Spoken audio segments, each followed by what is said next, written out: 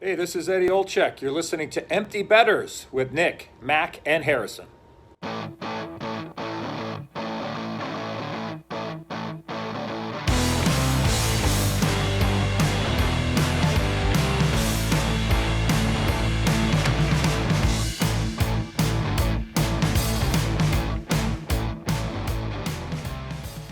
Good morning, everybody, and welcome back to episode 95 of Empty Betters. I'm your host, Harrison Scholes. I'm going to toss it across the screen to my co-host, Nick Manella. How we doing, buddy? Tired, very tired. I had quite a long day. I worked, for those that don't know, yes, I do have a full-time job. And then I also had some lovely little car maintenance to do towards the end of the day today. So that took up, say, another 45 minutes to an hour of my time. Just, very routine car maintenance, changing a tire. I walked outside the other day and the tire, the right front of my Jag, was completely flat. So just out of nowhere. Anyways, went to go change that tire, which I've changed, I don't know, probably 100 tires in my life by now.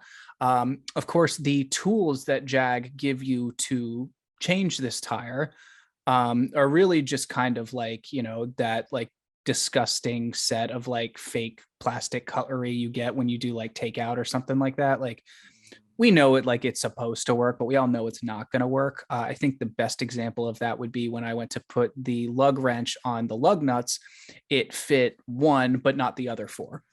Such a 45-year-old man like conversation going on right now. I was going to ask you how the Jags treating you, but I guess you just answered that. So it's just fantastic. Everything's great. I love my life. All righty. Well, on a different note, we're going to go over to my other co-host, Mac Vogel. How we doing, man? Doing good. I had the day off from my normal job that isn't this today, so I was kind of just running some personal errands. I took my electric guitar that I haven't played in a long time because I've been playing my acoustic a lot, but What kind?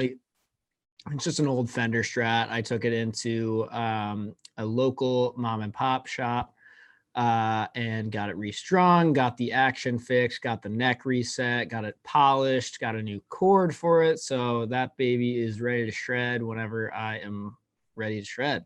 So that's exciting. Besides that, just been prepping for this all day. Excited to launch into this. This is kind of the beginning for us. So I'll speak for myself, but I'm super excited for this season. Super excited to break down the Atlantic and the Metro. Yeah, the next 10 months are basically getting kicked off right now with the weekly recordings. So thoughts and prayers to us in our, social lives after 5 p.m. during the week. Before we get into the episode, our interview guest is going to be Anthony from Forever Blueshirts. A lot of you probably don't know what Forever Blueshirts is.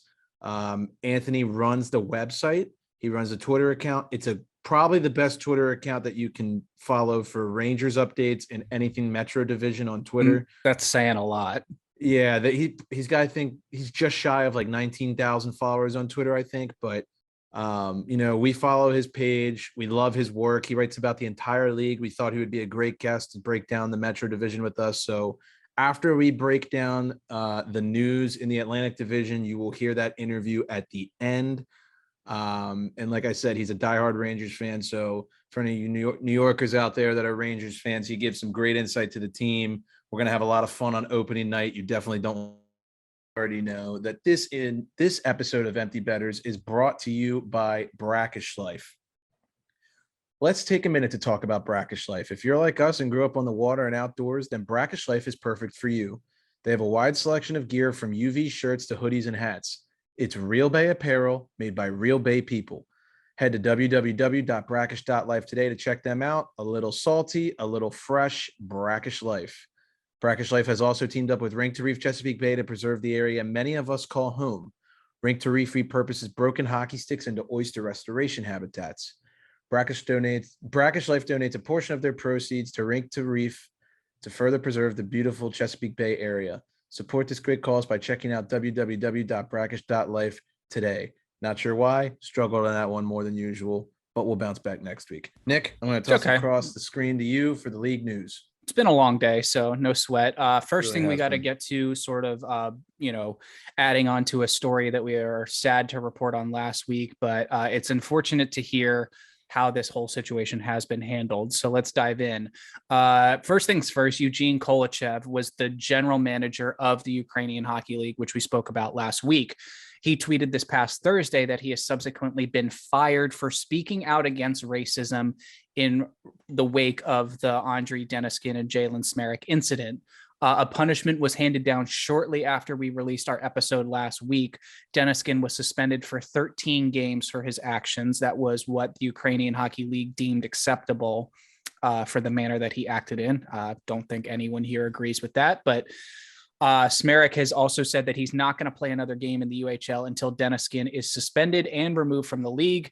So Smerik later added that his heart dropped when he learned about how light Deniskin's discipline was. So, it's great to see that Kolochev, the GM of the league, is sticking up for a player that's obviously been marginalized. It's just unfortunate to see that the league itself and the people surrounding it are enabling this kind of behavior. And it's just something that's disgusting and needs to be stopped.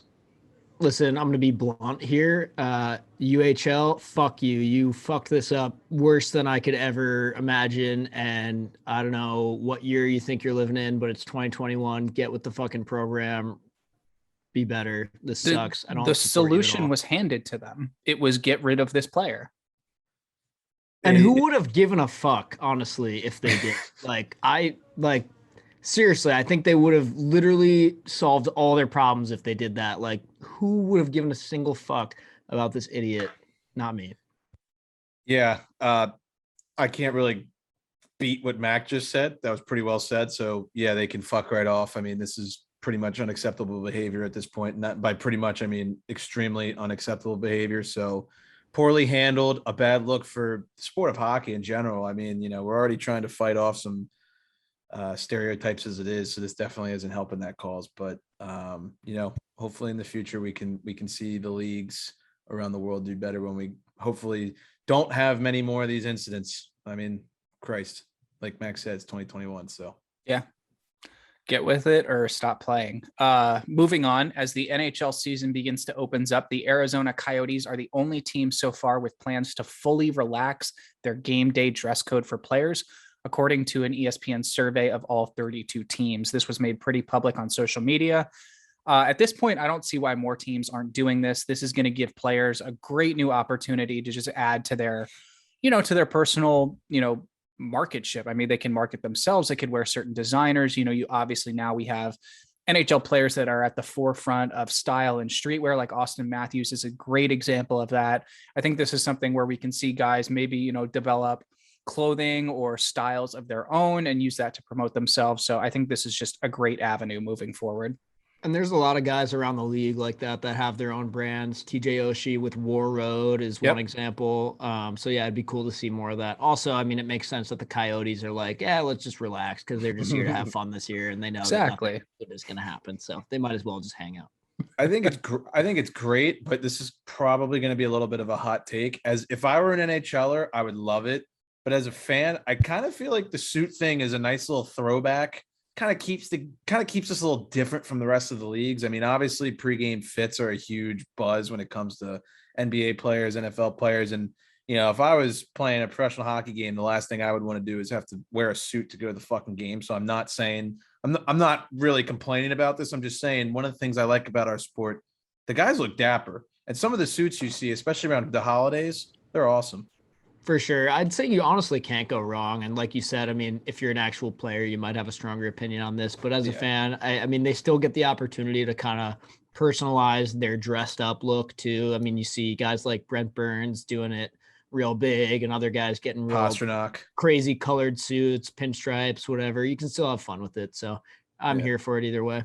Absolutely. I mean, to be perfectly blunt, the amount of things I care about leading up to and going into the NHL season, this would probably be at the bottom of the list because I just want to see hockey. I don't want to talk about what your brother would disagree. My brother would disagree, and he would probably come up with some fire fits for all these guys. But I, who literally wear a hoodie and athletic shorts every day, don't give a shit. So Moving on, Vegas Golden Knights goaltender Robin Lehner has accused the NHL once again. This time he's accusing NHL teams of medical malpractice. So this is some pretty serious stuff coming from this guy who has really not held back when it's come to criticize the league in the past. This time Lehner accused NHL teams of offering benzos and Ambien to players without prescriptions. The Swedish goalie threatened to release one story a day unless things get fixed.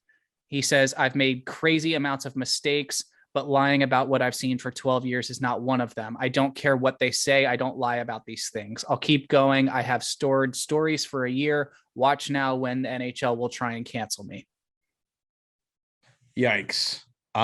So I'm no mathematician, but I don't know if you guys heard, but Alain Vigneault was one of the names that was called out in his, I guess, Twitter rant, if you want to call it that. So the only player who would have come to Vegas from the Flyers is Nolan Patrick, who we know has had concussion problems. So I can't help but think that there's been something said between the two of them about maybe how his injuries were handled last year. I'm not going to speculate. I'm just saying it sounds like, to me, if there's a reason he's bringing up Vigneault, who I don't think he's ever played for before, most likely candidate is probably Patrick is telling him something. Whether it's true or not, I don't know. One would think so. I think a lot of this is just coming from his time in Buffalo, I think is where this all stemmed from. And I think, the Flyers did put out something the other day saying that while Patrick was a part of their system, he was not given anything that was not prescribed to him. Obviously no one knows what's true and what's not, but Harry, part of your brain starts to act up where it goes, if this isn't true, how can he get this specific about it? For sure. I have a couple things to say. I'll make it quick. Number one, I don't know if you guys saw, but Gary Bettman, in reaction to Lehner's tweets, had some statement where it was like, if you want to get our attention, you don't need to get on Twitter. We have an 800 hotline. And that's just fucking hilarious. Fuck you, Gary Bettman. Fucking idiot. That's peak, like I'm over 60 type thing. Yeah. What person under the age of like 70 years old right now would call an 800 number versus tweeting something? I mean, it's also just funny that he thought that saying that would somehow be like a good idea and wouldn't get him absolutely ridiculed, coming from a dude who literally gets booed relentlessly anytime he shows his face in any of the 32 buildings in the league. Yep. Anyway, moving on. I didn't get a chance to watch this yet, but I saw that Lehner today tweeted just a link with no explanation. I clicked on it. I went to YouTube. It's like a 15-minute press conference with him. I have not had a chance to listen to that yet, but I got to think there's some good info in there. So I'll kind of refrain from elaborating too much on that until I get a chance to watch that. Nick, the only thing I would say, going back to what you said, is, there have been I can really only think of one in the most recent memory, but when people are getting into stuff this specific and it's like, yeah, like this has to be true. Like, who would make this up? We just gotta be careful because for sure, even the whole Evander Kane thing, like gambling on his games.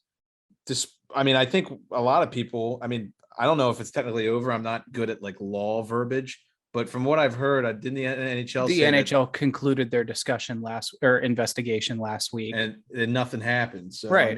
You gotta be absolutely. Someone can make this careful. stuff up. I think what I was saying is like it does set off that thing in your brain where you go, I he's agree. saying all this. I agree. It could be true. More on Evander Kane real quick. I just got this ding on my phone as we started recording, but the NHL is now reportedly investigating him in the possibility of violating COVID policy by submitting a fake vaccination card. I also have in my notes that I literally cannot make this stuff up anymore. Like, he's under investigation for being under investigation. Pretty much at this point. Everything. So who knows what's going to happen about that? That does come from Front Office Sports. So we'll have to follow that a bit more closely. Last thing before we wrap up the news, the Leafs did extend their head coach Sheldon Keefe for 2 more seasons. So it looks like they're sticking with the guy behind the bench for Kyle Dubas and the Buds. I think that wraps it up for news. So let's go ahead and hop into some injuries real quick. We have some significant ones to get to. And we're going to start with some not great news for the majority of this podcast being Washington Capitals fans. That's going to be Nick Backstrom. He says that he has no timeline in mind for returning from this hip injury. He has not skated throughout training camp. You can go ahead and cross off the season opener. That's not happening. So he has ruled out having another surgery. He had one back in 2015, and apparently this is just a result of wear and tear over the last 6 years. So the Caps essentially could put this guy on long-term IR to get relief from the $9.2 million salary cap hit, but that would force him to miss the first 10 games of the season. The first thought that goes into my brain, Mac, I'm sure you're thinking this as along with me, is, okay, that's fine. Put Backy on the shelf for 10 games. It doesn't sound like he's going to be ready in 10 games anyways, and use that 9.2 to help the team this year. I would agree with you. I mean, I got to say, just the fact that we're having this discussion, I am straight up not having a good time. Backstrom he's probably my favorite player. As we've said before, he's the heart and soul of the team. He is just an unbelievable talent that is extremely underrated every single year, and without fail does his job on a night in, night out basis. So, do we want to be without him in the lineup? No, of course not. However, is there a benefit to putting him on that LTIR?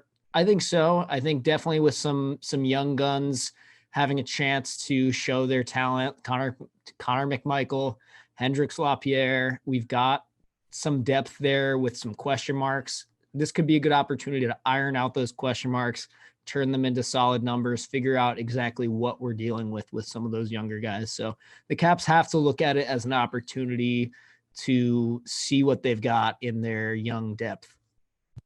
Absolutely. Harry, any thoughts?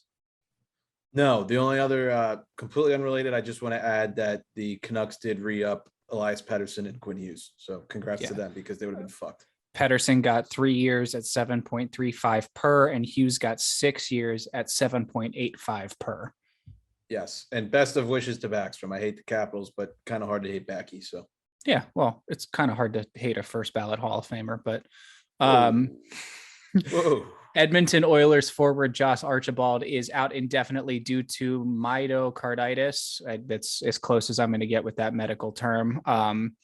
And had COVID-19 over the summer, head coach Dave Tippett reported on Sunday. The forward is the second Edmonton player to have this condition, which is an inflammation of a heart muscle after contracting COVID-19. So I don't know if we're supposed to think that it's a direct side effect, but they're making it seem like we are. The other player is goaltender Alex Stalock, and is expected to miss the entire season after going through this whole thing. So this is horrible. I mean, we rip on the Oilers a lot, but no one ever wants this to happen to another person. So I just want to wish Josh a speedy recovery and hope he feels better and can get back to skating soon. We mentioned this guy last week as well. Sami Niku was picked up by the Habs on waivers. And then he sustained a concussion in Friday night's exhibition loss to the Ottawa Senators. So, dude, preseason injuries are the worst. They are the worst. So frustrating, especially when they're two talented younger players like Niku. This was an interesting pickup for them. I was kind of excited to see how that panned out. Like you said about Archibald, we wish the best to this guy. Hopefully he can get back to skating soon. Concussions are never fun. They're always scary. So hopefully it's something that will be resolved relatively quickly, but you never know with those kinds of things. They could be a week, they could be a whole year. For sure. Another young guy who got hurt in the preseason, Jacob Vrana, is going to undergo shoulder surgery and is expected to miss at least 4 months. So that sucks if you're a Red Wings fan. Love Vrana. Wish nothing but the best for him. Hopefully he gets back on the ice soon. Love V, of course. However, a couple weeks ago, I don't know if it was Puck Empire or what page it was, but somebody posted, it was like a 10 Instagram slide type of thing with like, I think they were submitted things from fans that were like hot takes for the season, basically. And one of them was something along the lines of like, Jacob Vrana will have the best year of his career, making the Capitals look absolutely ridiculous for this trade. If you're not watching on YouTube or on Instagram, where I feel like this one might end up, Mac is currently flipping the camera off, but yeah, you're not wrong. There was a ton of backlash on that trade, and a lot of people said, let's wait and see. So Oh man, I love it. Yeah, sucks for Vrana. Caps win the trade. For now. Too For soon? now. Am I not Yeah, allowed to whatever. say that because of an I don't injury? know. Okay, sorry. Whatever. We'll see. That might be bad. But Still whatever. looks better The than point Martin. is, It looks screw better than you. the Martin Erat trade already, so I'll take it. Yeah, exactly. There you go. So we are going to hop into our Atlantic Division preview. You're right. It is that time of the year again. Time for some season previews, some future picks. But before we do, Mac has a message for everyone about Sharp Rank, who's going to be powering all of our gambling this season. That's right. So yeah, before we move on, we just want to remind you that this season, all of our picks are powered by Sharp Rank. Sharp Rank created the first ever cross-sport rating system, ranking bettors from any sport on one leaderboard that anyone can dominate. Even you. Sharp Rank is backed by some of the biggest names in the sports gambling world, such as BetMGM, Betway, and Sports Illustrated. Download the free app for iPhone and Android today. Beautiful. Great app. We are partnering with them this season. They're a startup company. They're local guys out of Baltimore. The way I would put it is it's like a combination of like Stock Guru and Facebook for gamblers. It's a good way to put it. One, you can like have friends on the app. You can follow people where you like their picks on the app. You can follow team trends on the app. You can create groups on the app. You can do just about everything social wise you can think of similar to Facebook. And in terms of Stock Guru, it tracks all of your records. So if you pick something, once game time starts, it's locked in and it keeps your tally for every pick that you make. The one thing I would say is that we're obviously going to be sticking to hockey, but it can do any sport. You can filter people and their records by sports. It's a really cool app. These guys are working day and night to keep it running, get it going. They've got some great partnerships. And I believe if you're in a state where gambling is legal, you can actually have it be a pathway to get you to an actual sports book. So you can bet through Sharp Rank to get to MGM. That might not be the perfect verbiage, but it's something similar to that. Yeah, you can place your MGM bets through their app.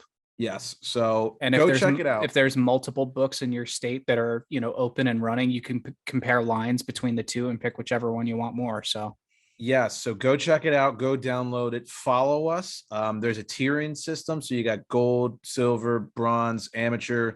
Obviously we're gold. You guys follow us enough, so you know that. Duh. But yeah, it's gonna be a fun season. Thank you, Sharp Rank, for powering our gambling picks this year. Appreciate it. All right. Well, it is division preview time. It's that time of the year again, the time when numbers and words just, flash through my brain at like a 30-second interval. So let's start with the Atlantic. We're going to start with the Boston Bruins. They come into this as a plus 450 to win this division, head coached by Bruce Cassidy in his 6th season. What do we think, boys? What do we got to talk about here? Good team. I think what comes to mind first, they lose David Krejci. He went home to Czech Republic, right? Yep. Rask is a huge question mark. He's currently on no team's roster. He's coming back from a surgery, I believe. And they also lost Darth Vladar. So, and Yaroslav Halak, right? So they are currently holding it down in the tender zone with Linus Ullmark and Jeremy Swayman. For that reason, this team is kind of a question mark, honestly. I mean, they still have that top line of Marchand, Bergeron, and Pasternak. We all know how lethal that line can be. Another question mark, can Charlie Coyle step up and be a solid second line center, replace Krejci? A lot of questions here. What do you guys think? Can Swayman, Swayman won me a fantasy hockey championship basically in the last quarter of the season last year. Do we feel good enough about Ullmark and Swayman to the point where we're just not writing this team off right off the bat? Well, I think it comes down to who's playing in front of them too, right? Their D-core, and that's, as of now, Daily Faceoff has it at Derek Forbort with Charlie McAvoy, Matt Grzelcyk with Brandon Carlo, and Mike Riley with Connor Clifton. To me, that is a very average D-core. At best. Scorching hot take incoming. I don't think the Bruins are going to make the playoffs. Part of me was going to say that too. Right. And honestly, I do hope you're right. I don't know. Like, your second line is Taylor Hall and Charlie Coyle, and that's good. And okay, Craig Smith, all right. I don't know. I don't necessarily see a ton here that jumps out to me and screams success. Yeah, I think DeBrusque is going to be looking to have a turnaround year, right? He struggled a bit last year too. We'll see. I mean, I don't know. They are a big question mark for me. I'm not quite sure where to rank this team. I think as we'll get to with some of these Metro teams later, it's going to depend a lot on how the rest of the division is doing, how quick of a start other teams get off to. Can the Bruins hang around long enough? Will Rask return halfway through the season? I kind of think he will. I think if he isn't signed anywhere else, he'll come back. Yeah, I think the rumors I have heard is that he's coming back to the Bruins. He's simply waiting until he's feeling 100% to sign a short-term deal, like a 1 or 2 year type deal with the Bruins, and kind of see how that pans out. Now, obviously, there's tons of factors that go into that. That may or may not happen. But again, that's just yet another question mark that comes with this team right now. You know, if they hang around long enough and then he shows up in, November or something like that, and he's playing as good as ever, then yeah, they probably will make the playoffs. But that's a big if. We really just have no idea what's going to happen. I mean, I don't think they're going to suck. So let me preface my statement by saying that. But when you look at some of the other teams in this division in Tampa, Florida, Toronto, I just think that those three are still a step above them, especially in terms of regular season play. If we were talking playoffs, obviously Toronto, we can talk about that later. But to me, I mean, the goaltending's a little sus. The defense is okay. I mean, obviously McAvoy is arguably a top 5 defenseman in the league. I think he's an absolute stud, and he really broke out last season. I think he should have been up for the Norris Trophy. But, Forbert, Grzelcyk, Carlo, I'm a big Mike Riley guy on the bottom 6. I mean, bottom pair. It's okay. I mean, obviously the first line is insane. I think Hall and Coyle on the second line are very good, but after that, it really drops off for me. DeBrusque got to bounce back. Big time. You guys will hear this later He was episode. Each one of our fourth liners at some point last year. You'll hear this later in the episode in the Metro division, but a guy that this kind of reminds me of, he's like Jason Zucker for the Penguins. You've got to get more production out of him. Very capable, plays a gritty game, but you need him to shoot the puck. He's got to be a 20, 25 goal guy for this team. I like Howell at third line, but I think people are overhyping the Foligno thing. I think whatever, like big whoop. He wore a C in, Columbus. He did nothing in Toronto. So I don't really see that as a big deal. I don't know. I'm just thinking they're going to be probably 4th or 5th in this division. I don't think they're going to suck. I still think they'll be competitive, but I don't see them beating out the Leafs, the Panthers, or the Lightning. And personally, I think 5 teams are going from the Metro. So, and I think that's a great point, is you have to remember that even if this team, you could say this could be like a 1st or 2nd wild card spot team, the Metro and the Atlantic could both send 4 teams to the playoffs very easily. Yes. Yeah, or the Metro could send 5. You never exactly know. Which I think might happen. One thing that I will say is that the Bruins won't be the last place team in that division, because I think we know who will. Drum roll, please. Death taxes, and the Sabres suck again. Yeah. Let's try and keep this one under 2 minutes.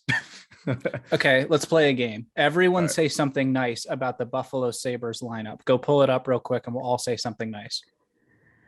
They handled the Jack Eichel situation very well. It's going but like something that's nice and is true.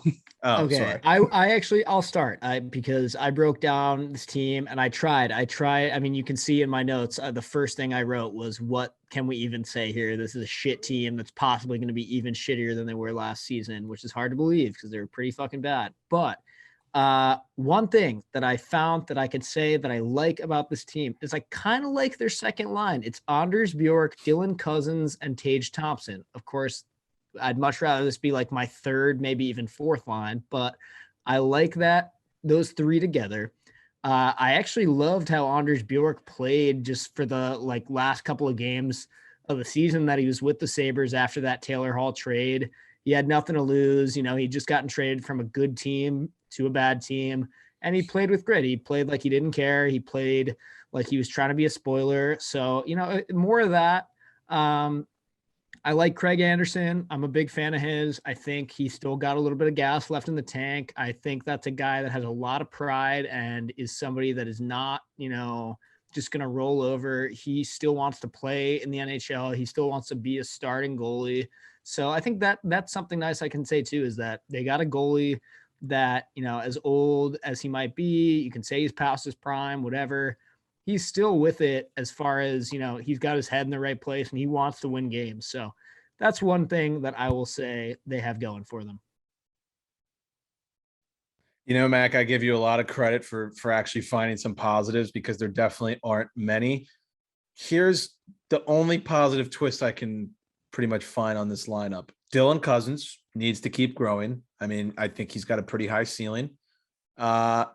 And Casey Middlestat is going to be given a chance to prove what we all thought he was when he came into the league. And that is, he can be a great top six forward for a good team. The Sabres are not a good team, but he's going to have a chance to prove that his stock is going to go back up, because he's had a rough couple seasons in Buffalo, bouncing up and down from the A. That's pretty much about it that I can think of. That's a good one too. I think, looking at the left side of the defense here, you've got Dahlin, Hag, and Butcher. I don't hate that. No, I like that a lot. There's some teams that have a lot worse than that. And Dahlin has shown us some serious skill in this training camp alone. I have a really good feeling about this guy. He's super young. I have a feeling we're going to see him in the league as like a top pairing defenseman for like the next 20 years. 20. Wow. Yeah. Sure. So that's all I have to say about that, to quote Forrest Gump. Want to move on to the Wings? Yes. So they have the same odds as the Sabres to win this division. They're both plus 15,000. LOL. Mac, thoughts on the Wings here? Yeah, I don't know. I would have liked to say they were in better shape if they had Vrana for a full season. Don't get me wrong. This team still has some talented guys. They've got Bobby Ryan. They've got Bertuzzi. They've got Fabry. All those guys are capable. They pick up Pius Suter. I think he's pretty good. He showed, rumblings of being a high caliber NHL player. There's question marks here. They're going to miss Mantha's size and speed for sure. They still have some big bodies. Adam Erne is like a big rig third or fourth line type of guy. They won't be able to score a lot of goals, in my opinion. I look at this lineup. They've got Dylan Larkin. Yeah, Fabry could maybe do a 20-goal season or something like that. Their D, though, I actually kind of like the D core, and that's why I included it here in the notes, just to read it off. As of now, Daily Faceoff has them lining up as follows: Dan DeKaiser, Philip Roenick, Nick Leddy with Moritz Seider, and Mark Stahl with Troy Stetcher. I don't hate that at all. I don't love the third pair, but I'm going to be honest. I think that second one is great. Moritz Seider is someone that everyone has been so high on coming out of the DEL. And I remember when they took him, everyone was saying that this kid he's going to be the future of this back end. And I think pairing him with a guy like Nick Leddy, who has experience with both playing shutdown and puck moving, is great. I think that's just a great example of a, steady Eddie Nick Leddy teaching someone how to, learn the ropes of being a journeyman NHL defenseman. And Philip Roenick had a great year last year, even though he was on a shitty team. He actually ended up being a decent fantasy guy. I remember him being a huge pain in the ass to play against when he was on, I think he was on my cousin's team last year, and he put up numbers. So that'll be interesting. Goaltending's not pretty. I mean, Nedeljkovic showed signs of being able to be a capable goaltender. We'll see if that continues. Thomas Greiss, I don't really have a whole lot of good things to say about him, but that was your cousin George Costanza, right? Yeah, that's right. Nick Costanza. I think how like every year there's a fun team. Maybe last year you could say it's like the Senators. I don't know. I think the Wings are this year's fun team. They're not going to make the playoffs, but there's a lot of young talent that's on the opening night roster, and I'm going to assume will probably make its way into the roster, midway through the year with the couple draft picks they have. I mean, they have a top 5 rated prospect pool, but Philip Zadina, I can't wait to see what this kid can do. I mean, he's It's got a all the big boy shot right there. it's a big boy shot, a lot of potential. I think he's gonna be a fun one. Pius Suter, Mac touched on him earlier. Nemestikov is going to be given a big role here, especially with Ron out. There's a very strong chance he can crack top 6 minutes. I think they're a fun team. I think they're a spoiler team, maybe not quite to the degree. I think the Devils are the biggest spoiler team this year, but I don't think the Wings are too far behind that. So that's all I'll say. They're a fun team this year. Out of this, the Wings and the Sabres have the same odds to win this division. Both are plus 15,000. Out of these two teams, who finishes higher? I think the Wings. I disagree Wings. with them being the same. I think I meant to say this when we were talking about the Sabres. I don't think we ever see Eichel put on that sweater again. I think it's not going to happen. Yeah, and for that reason too, what that does to the team, just knowing that that's kind of going on in the background, that can't be good. There's a million things wrong with the Buffalo Sabres. I don't think there's a million things wrong with the Red Wings. I think they have their problems, don't get me wrong, but I don't think that you can say they're in the same level of the basement as the Sabres. And I think the number one reason that you can say that, like you say, there's a million things wrong with the Sabres that might not necessarily be wrong with the Wings. Number one on that list has to be goaltending. Alex Nedeljkovic and Thomas Greiss. That's a lot more confidence inspiring, no offense, than Craig Anderson and Aaron Dell. And Greiss, Mac, I agree with you. Not huge on him maybe as a starter, but as a backup, I like that. He's got some good experience. He'll have the random night where he has 40 saves and 1 goal against Streaky. Or something like that. For sure. Streaky. Yeah. And he can definitely stand in if there's an injury or if there's back-to-backs or something. It's not the worst guy to have. Could steal a game here and there. Yeah, no, for sure. Fun team. Yeah. The last thing I'll say, Harry, you touched on prospects, Lucas Raymond, just keep your eyes open. Yeah. I forgot to mention him. I was just looking at that now, so I apologize, but yes, him too. Yeah. Keep your eyes open. That kid is going to be something special. Moving on, let's move down to the Sunshine State. We have the Florida Panthers coming in as a plus 550 to win this division. Mac putting on his Cats jacket right now. Ooh, that's a snazzy jacket. Is that starter? Yes. Yeah, you know it. Joel Quenneville is in his 3rd season with the Cats. What do we think? A lot of things have been thrown around about this team. I've seen everything from not making the playoffs to winning the Stanley Cup. What do we think? I am very, very big on the Cats. Spoiler alert, Mac, I don't think you are as much as me, but I'm big on the Cats this year. I would say that, in my opinion, they are the best value pick to win the Stanley Cup, and they are definitely the best value pick to win this division at plus 550. When you combine realistic chance of doing it and value, yes. I 100% agree.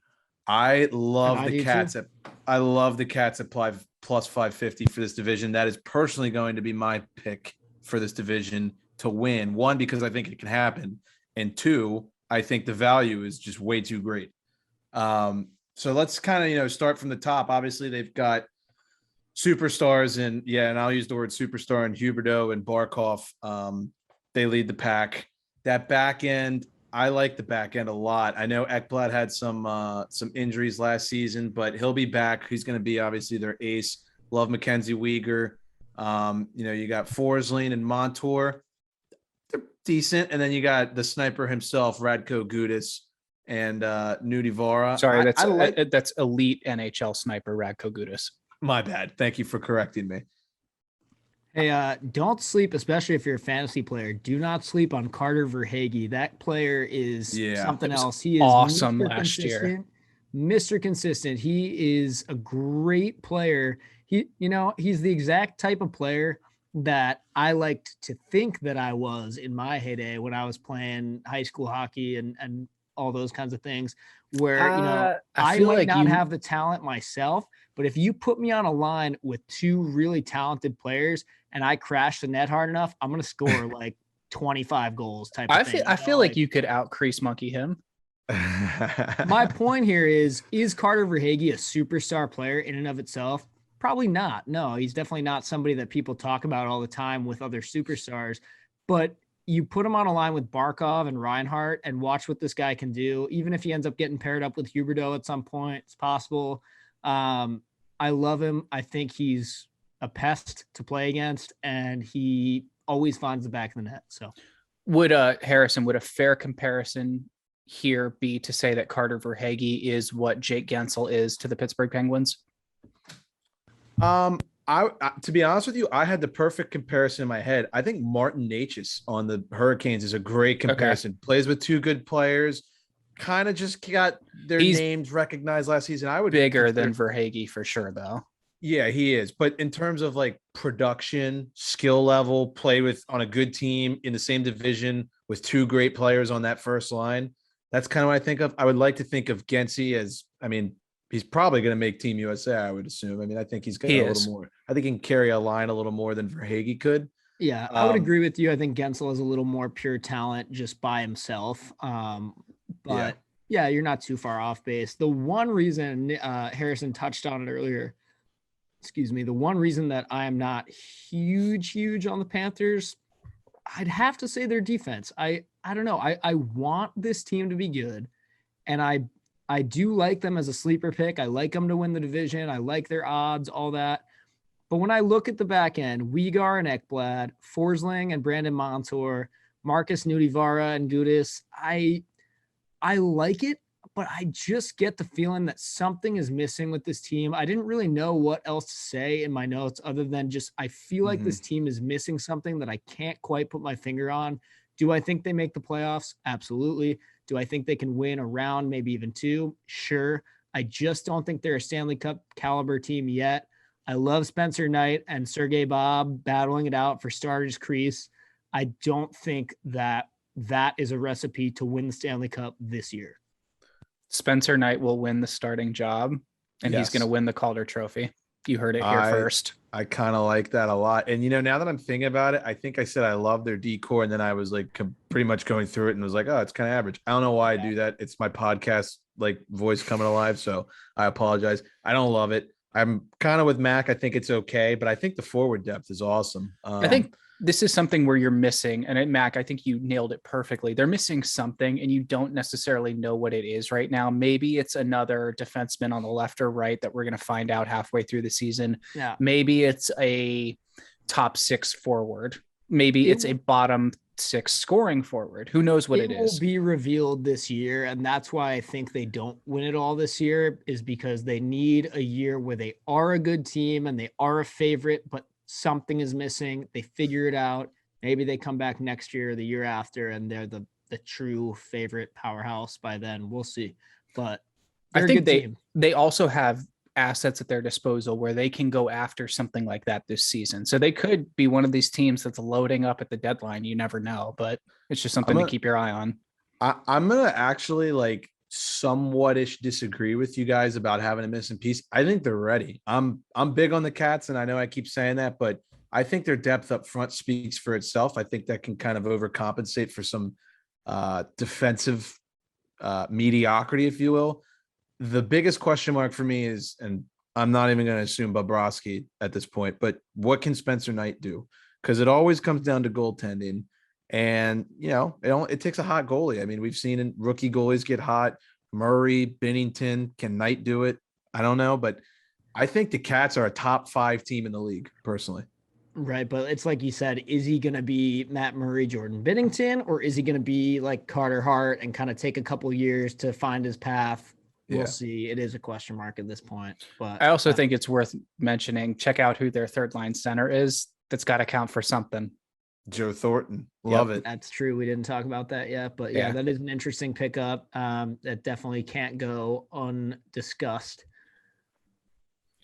For sure. Moving on, let's go to the team that made it all the way to the Stanley Cup final last year, the Montreal Canadiens. Dominic Ducharme head coaches them into his second season with the club. They finished 4th in the Scotia North Division last year, and like I said, ultimately lost to Tampa in the Stanley Cup final. Can we expect another playoff repeat from this team? I know there's a ton going on with injuries with them this offseason. What is your guys' impressions of this team going into this season? Well, for me, I think the biggest thing is they don't have their captain this year and their best defenseman. That's got to be the biggest headline going into the season, is that Shea Weber is going to be out all year. I think it was an ankle problem, if I remember correctly. He's had several surgeries on it in the past, I think, or if not surgeries, and I'm mistaken, it's been several injuries. His ankles have always been one of the things that have plagued him throughout the past couple of seasons, but that's tough. Is Price ready for opening night? I know there was. Does anyone know? I have no idea, to be I honest. believe so, based on what I'm looking at right now, but we all know Okay. that could change. Because he was battling an injury too, but whatever. I don't know. Like, you know how there's always one team where someone's going to advertise it to you, but you just can't buy it. It's always the Habs for me. And I ate shit last year, and I'll fully admit that. We sat in Nick's basement. We had Mac in town. It was fucking 2 degrees outside in January with, everyone like, oh my God, is the NHL going to play because of COVID and blah, blah, blah, blah.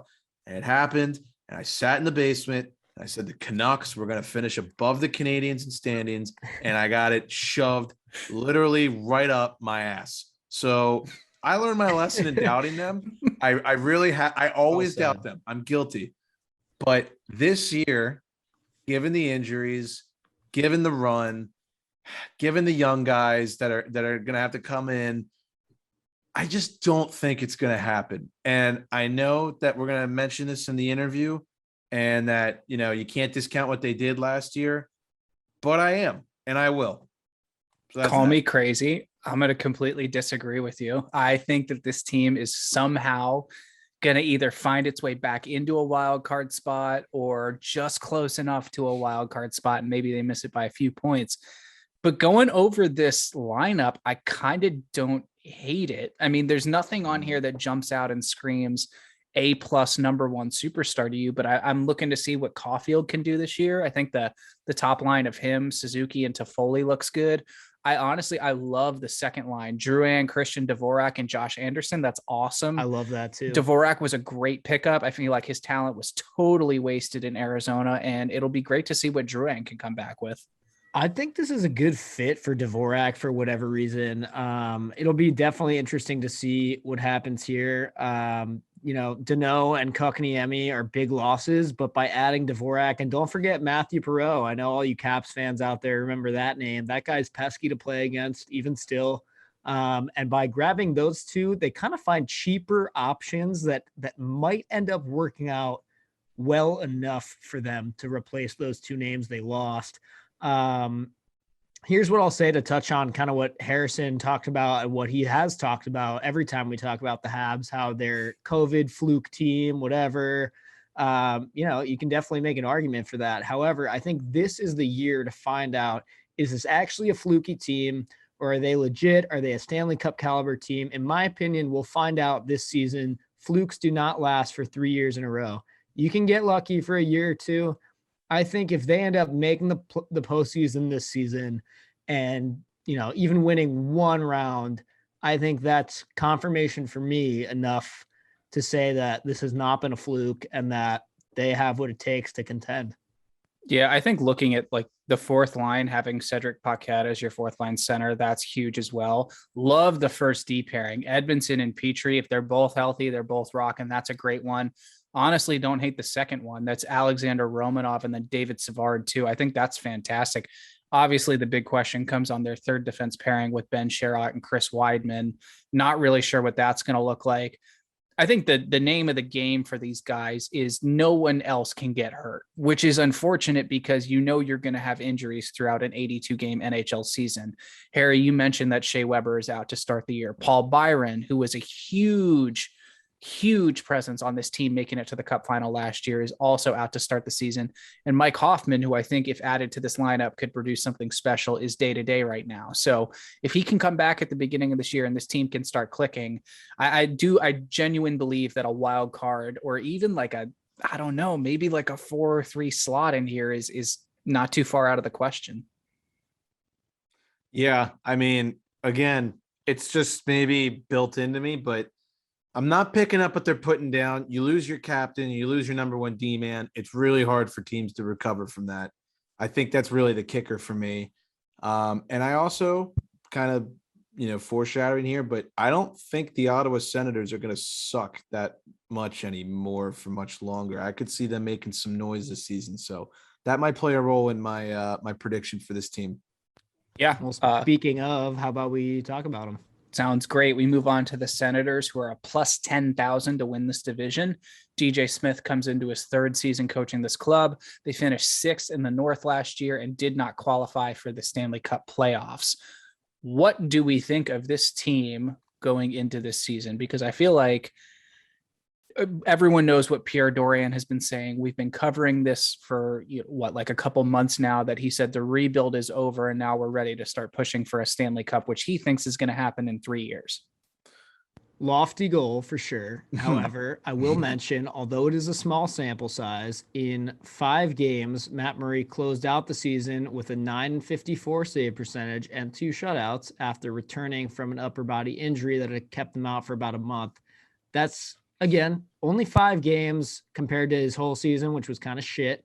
Actually, it was very shit. I won't even sugarcoat that one.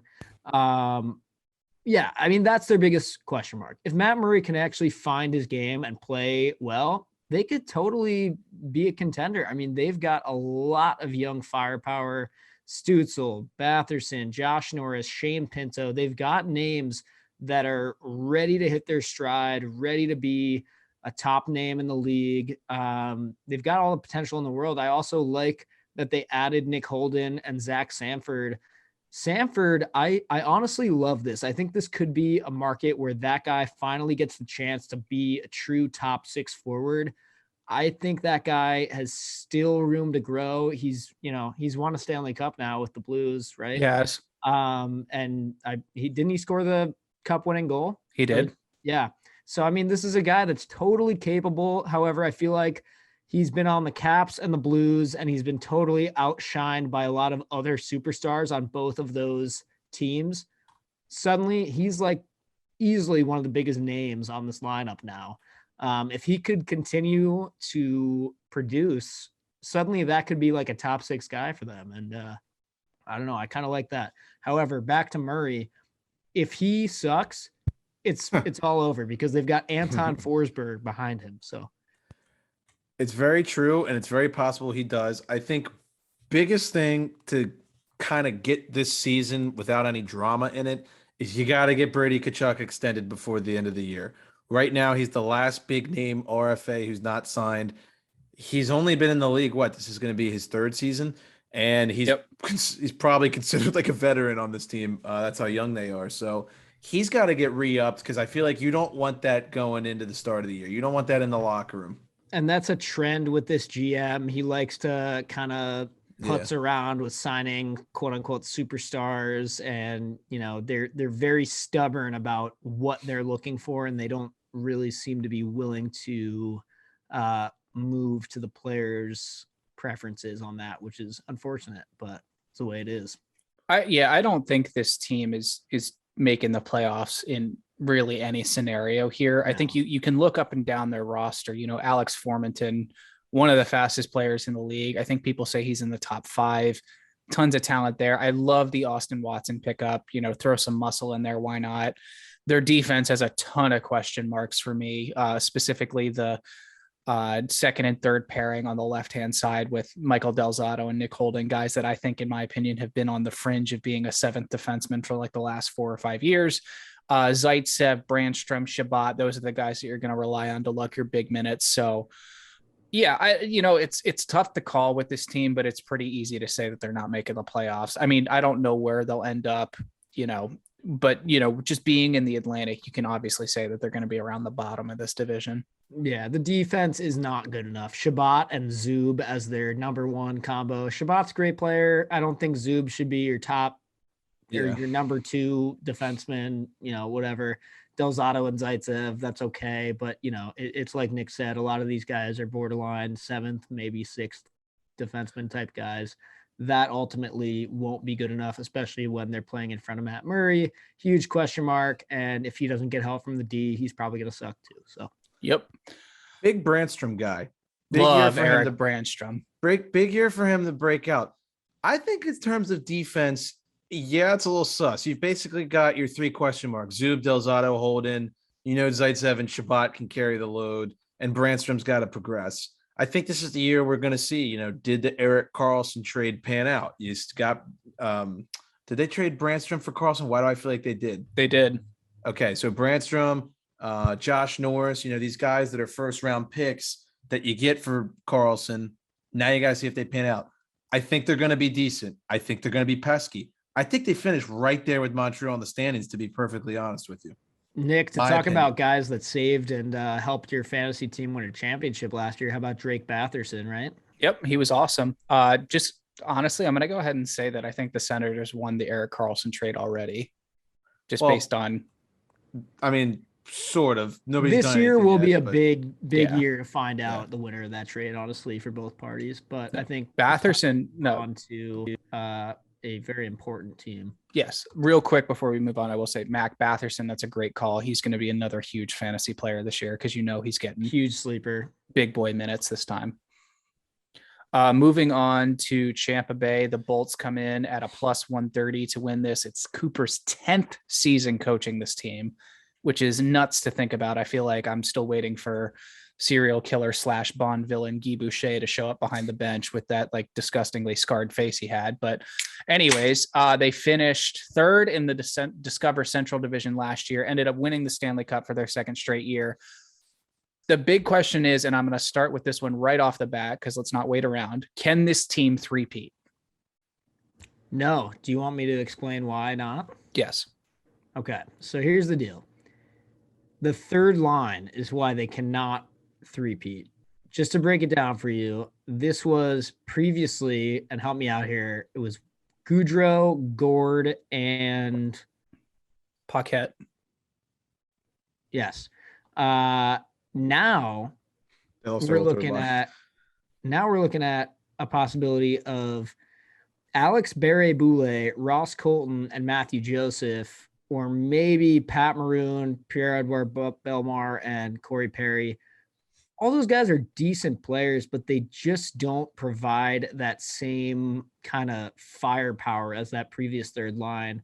And actually, I think Blake Coleman was the guy who was often playing. Paquette was up there with them sometimes too, but all three of those guys are gone. Gord, Coleman, Goudreau, Paquette's gone too. That is a huge loss for them. I think there's a lot of Lightning fans out there trying to downplay that loss.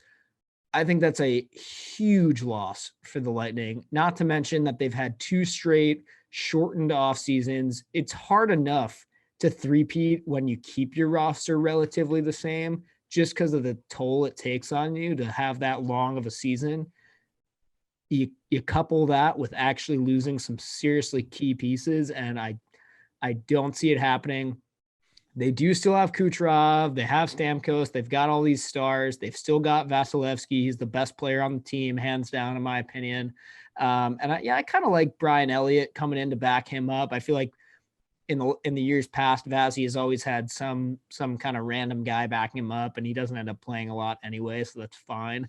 But I think that's an upgrade having Brian Elliott there. He's a seasoned guy that knows what he's doing.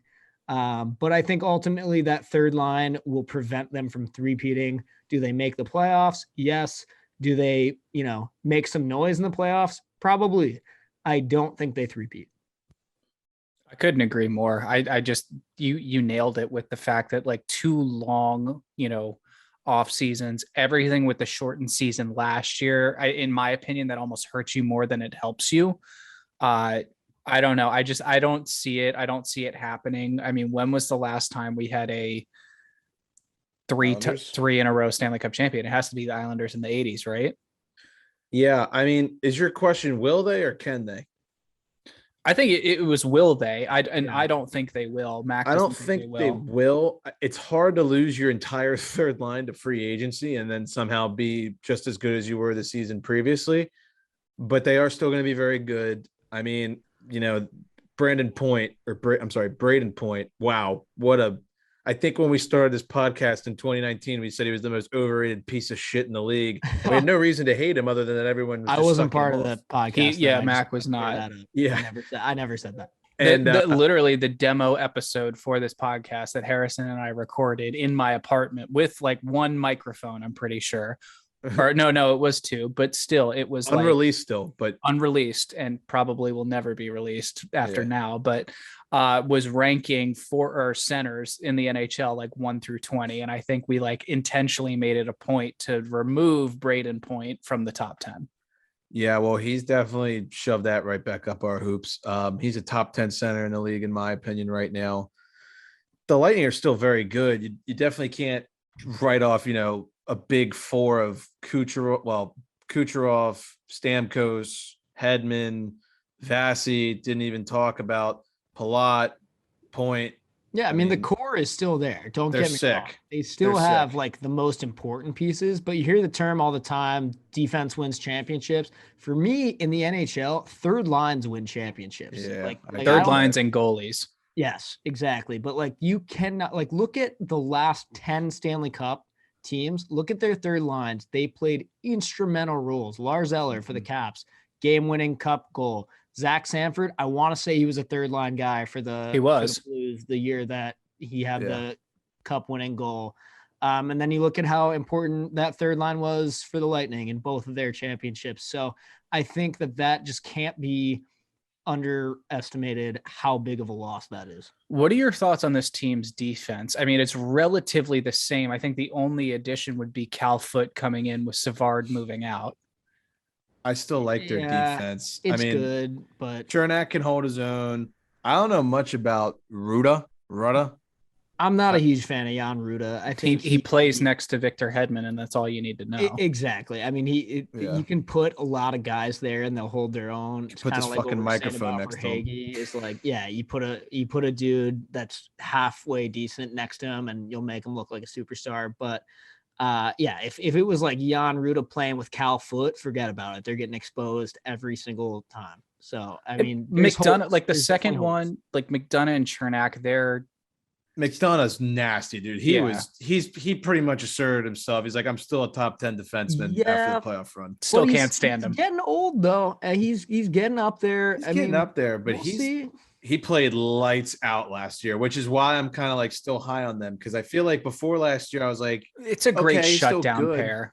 He played lights out, but like that's the kind of guy that I'm talking about when I'm talking about the fact that the back-to-back shortened off season is going to have an effect on some of these players. McDonough is the kind of guy that's going to affect. It's not, I mean, he's of that age where it's physically tough to win 2 championships, have 2 straight shortened off seasons, and then suddenly be expected or questioned. Can you guys do this again? Like McDonough has got to be feeling it right now. Yeah. And I think as well as he played, he's got to be feeling it. Yeah. It's a great point. I mean, you factor in, potential injuries down the road. I think another huge question facing this team is who's going to get injured so they can take their salary cap hit off the shelf and sign someone else this year. Well, Stammer's health has to be questioned about their success of this year. He always gets hurt. McDonough gets hurt. Still love Sergachev. I guess bottom line is what I'm saying. I like the Lightning, but plus 135 to win the division, not a good enough price in my opinion. No. Can this team repeat again? Yes. Will they? No. Is this the trade Stamkos year? It was the trade Stamkos year 2 years ago, in my opinion. But yeah. I feel like I feel like they've waited too long. I don't know how much you can really get, given his injury plague. Right. Yeah. At this point, it's probably just like keep the fans happy and like keep him around until he inevitably like bums out from injury in like 3 or 4 years or something. Wow. Rough crowd. All right, let's get to the next one. I'm excited. All right. Last team in this division, the Toronto Maple Leafs. The Buds come in at a plus 220. Sheldon Keefe in his 3rd year, and he's going to be here for 2 more. All right.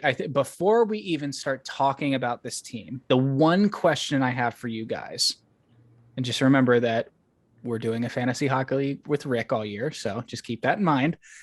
Can this team make it into the playoffs and out of the first round with all that's facing them in the Atlantic and the Metro? Pass. Hard pass. I mean, I don't know. I really don't know. I look at their lineup. I want to say no. I'm going to say no. I'm going to go ahead and say it. Can I start out with goaltending here? Yep. Yeah. We're going to talk a little bit more about this later when we get to the Metro and we talk about the Canes. They got Freddie Anderson. The Leafs got rid of Freddie Anderson. They've finally moved on from Freddie. They're leaning on Jack Campbell. I'm a big Peter Mrazek guy, and I think that this is a dude that you look at his last couple seasons, you look at his whole career, honestly, and he's constantly had to battle for playing time. He's a guy that has never really been like the number one dude.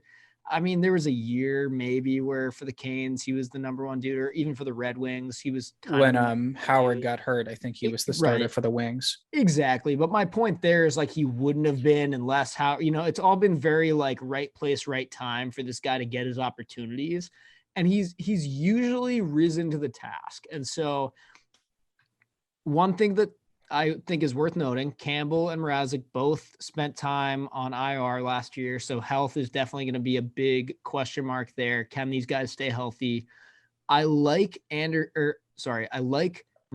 as a guy to kind of drive Campbell to be more competitive. I think that this is a perfect situation where these two goalies will kind of battle out for that starter's role and only make each other better.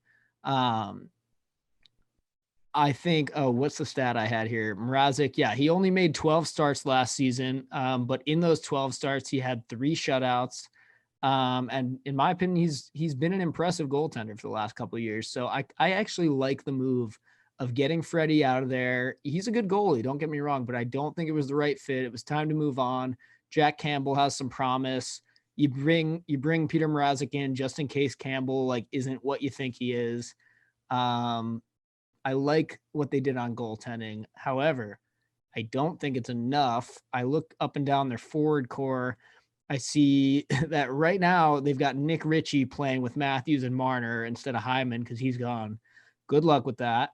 I also see David Camp, who I am not sold on at all, as their third line center. Good luck with that. Michael Bunting, yeah, he's got some promise. Andre Kasha, he could be a good player.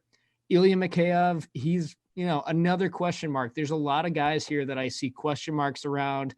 Marner, can he play well in the postseason? Who knows? I just don't have enough confidence to be like, yeah, this is the year that they win a playoff series. And I think that's that's ultimately the bottom line. You nailed it. Zach Hyman's gone. I right there, I think you can say that this team won't make the playoffs because of that. That guy was the heart and soul of that team. And I think taking away a depth role player like that, you still have your four-headed monster eating up, what is it, like 50 million out of your cap hit. But I don't know, just to me, losing a player like that and trying to replace it with a guy like David Kampf just does not seem like it's a recipe for success to me. Yeah, I mean, I'm looking at them and I don't think they got better than last season, which is kind of concerning. I still think they're a playoff team. To answer your question, I'm actually going to vote no. No, I do not think they can win a playoff series. But, I feel like at this point, it's such a storyline, it's got to break eventually, right? I mean, who knows? But I don't think they got any better than last year. And that's really why I'm going to say I don't think they'll win a playoff series. The one question mark that I have, and someone please educate me because I, truth be told, haven't seen anything about this in a while. There was a lot of who's their prospect? The Robertson. American. Yeah, Robertson, right? Nick Robertson. Yes. Yeah. Sorry, I was thinking of the Stars rookie for a second. Jason Robertson. Yeah. I know. I was getting confused. I was like, "Don't fuck this up. Can't fuck up the Leafs because you're you'll good. get killed." Right. Because they'll let you know. Nick Robertson. What's going on with him? Highly talented. Gets a ton of buzz. He could easily. He's like that.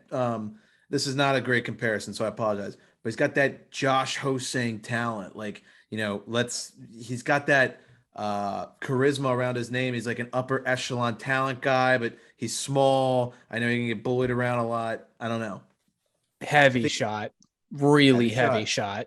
And if he comes onto the scene and strikes hot, those high talent young guys somehow end up getting in the top 6 and they just fit in perfectly. But there's too many question marks right now for me. I mean, the third line is Kerfoot, Camp, and Kasha. I mean, okay, maybe, but it's not strong enough like Max talks about with, the third line's winning cups. I don't think that's the third line that's winning a cup, in my opinion. They still haven't extended Riley, and that's going to play a storyline throughout the entire year. And then lastly, and Mac did a great job talking about this, I love Jack Campbell. We've had Luke Gazdick on. He talked about how great of a teammate he was with the Austin Stars, I believe is their name. Texas Stars. Texas Stars, they're in Austin. Sorry, long day. I just don't think Jack Campbell is going to be that guy. I don't. I think they're going to be switching on and off. You're going to have a little goaltender drama. It's not my favorite 1-2 punch. So Leafs, third place in the division, in my opinion. Do not get out of the first round. I think I'm going to say they either miss it or they, bottom out in the first round. I will say the one thing I love up front, I do like the Nick Ritchie signing. The whole Wayne Simmons thing was, I think, supposed to be what I think we will see from having both him and Nick Ritchie on this team this year. I think we're going to see a lot more muscle up front because obviously you have Matthews, you have Tavares, you have Nylander, you have Marner. Guys need to be able to protect themselves. And if they're worried about, blind cross ice passes, that's not what they're going to be thinking about. So I think bringing in a guy like Nick Ritchie who can get it done, with his body or with his stick, either way. I mean, the guy can score, the guy can hit, the guy can fight. I think it's going to be a helpful addition to this team. But I cannot agree more with you guys. There's something about this team that just doesn't seem to have the success. And I feel like more and more we're starting to compare them to the early 2000s Washington Capitals. So Lord knows that took a while to, get out of the second round hurdle. So it'll be interesting to see how the Leafs do this year. Two final things I'll touch on with their decor. Justin Holl could be a good sleeper pick for you in fantasy. Keep an eye on him throughout the season. He's one of those where I wouldn't be too pressed about trying to draft him, but keep your eye on him. If he's a free agent and you need some extra points 1 week and he's there, take a chance on him. Rasmus Sandin, that's a guy that has been talked about a lot as a prospect.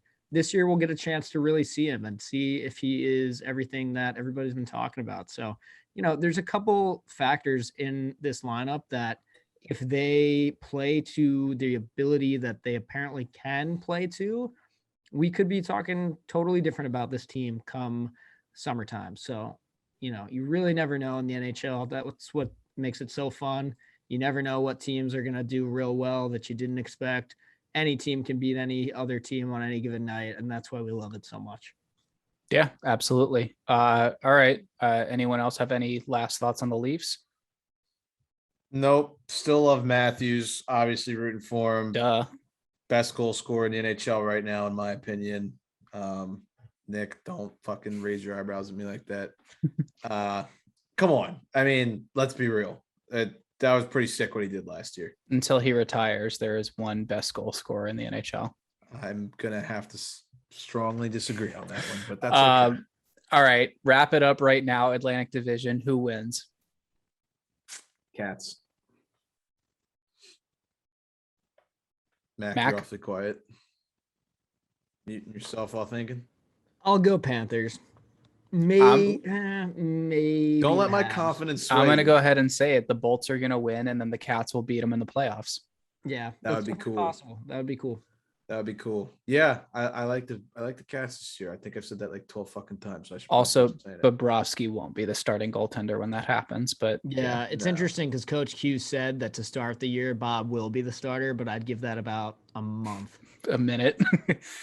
All right. Well, I think that wraps it up for our Atlantic Division preview. Holy shit. What a night. I know, just about. And we just want to remind everyone before tossing it off to Anthony from Forever Blueshirts that summer may be over, but there has never been a better time to get out on the water. If you're looking to finance that new boat or yacht you have always dreamed of, well, you are in luck because the Yacht Lender is a specialist in marine finance. With partnerships with 15 different banks, he is the right lender for whatever vessel you may be in the market for. Backed by Trident Funding with over 25 years as an industry leader, the Yacht Lender has the expertise and know-how to finance the boat of your dreams. You can actually see the Yacht Lender at the Annapolis Powerboat Show from October 7th to the 10th, the Annapolis Sailboat Show from October 14th to the 18th, and the Fort Lauderdale Boat Show from October 27th to 31st.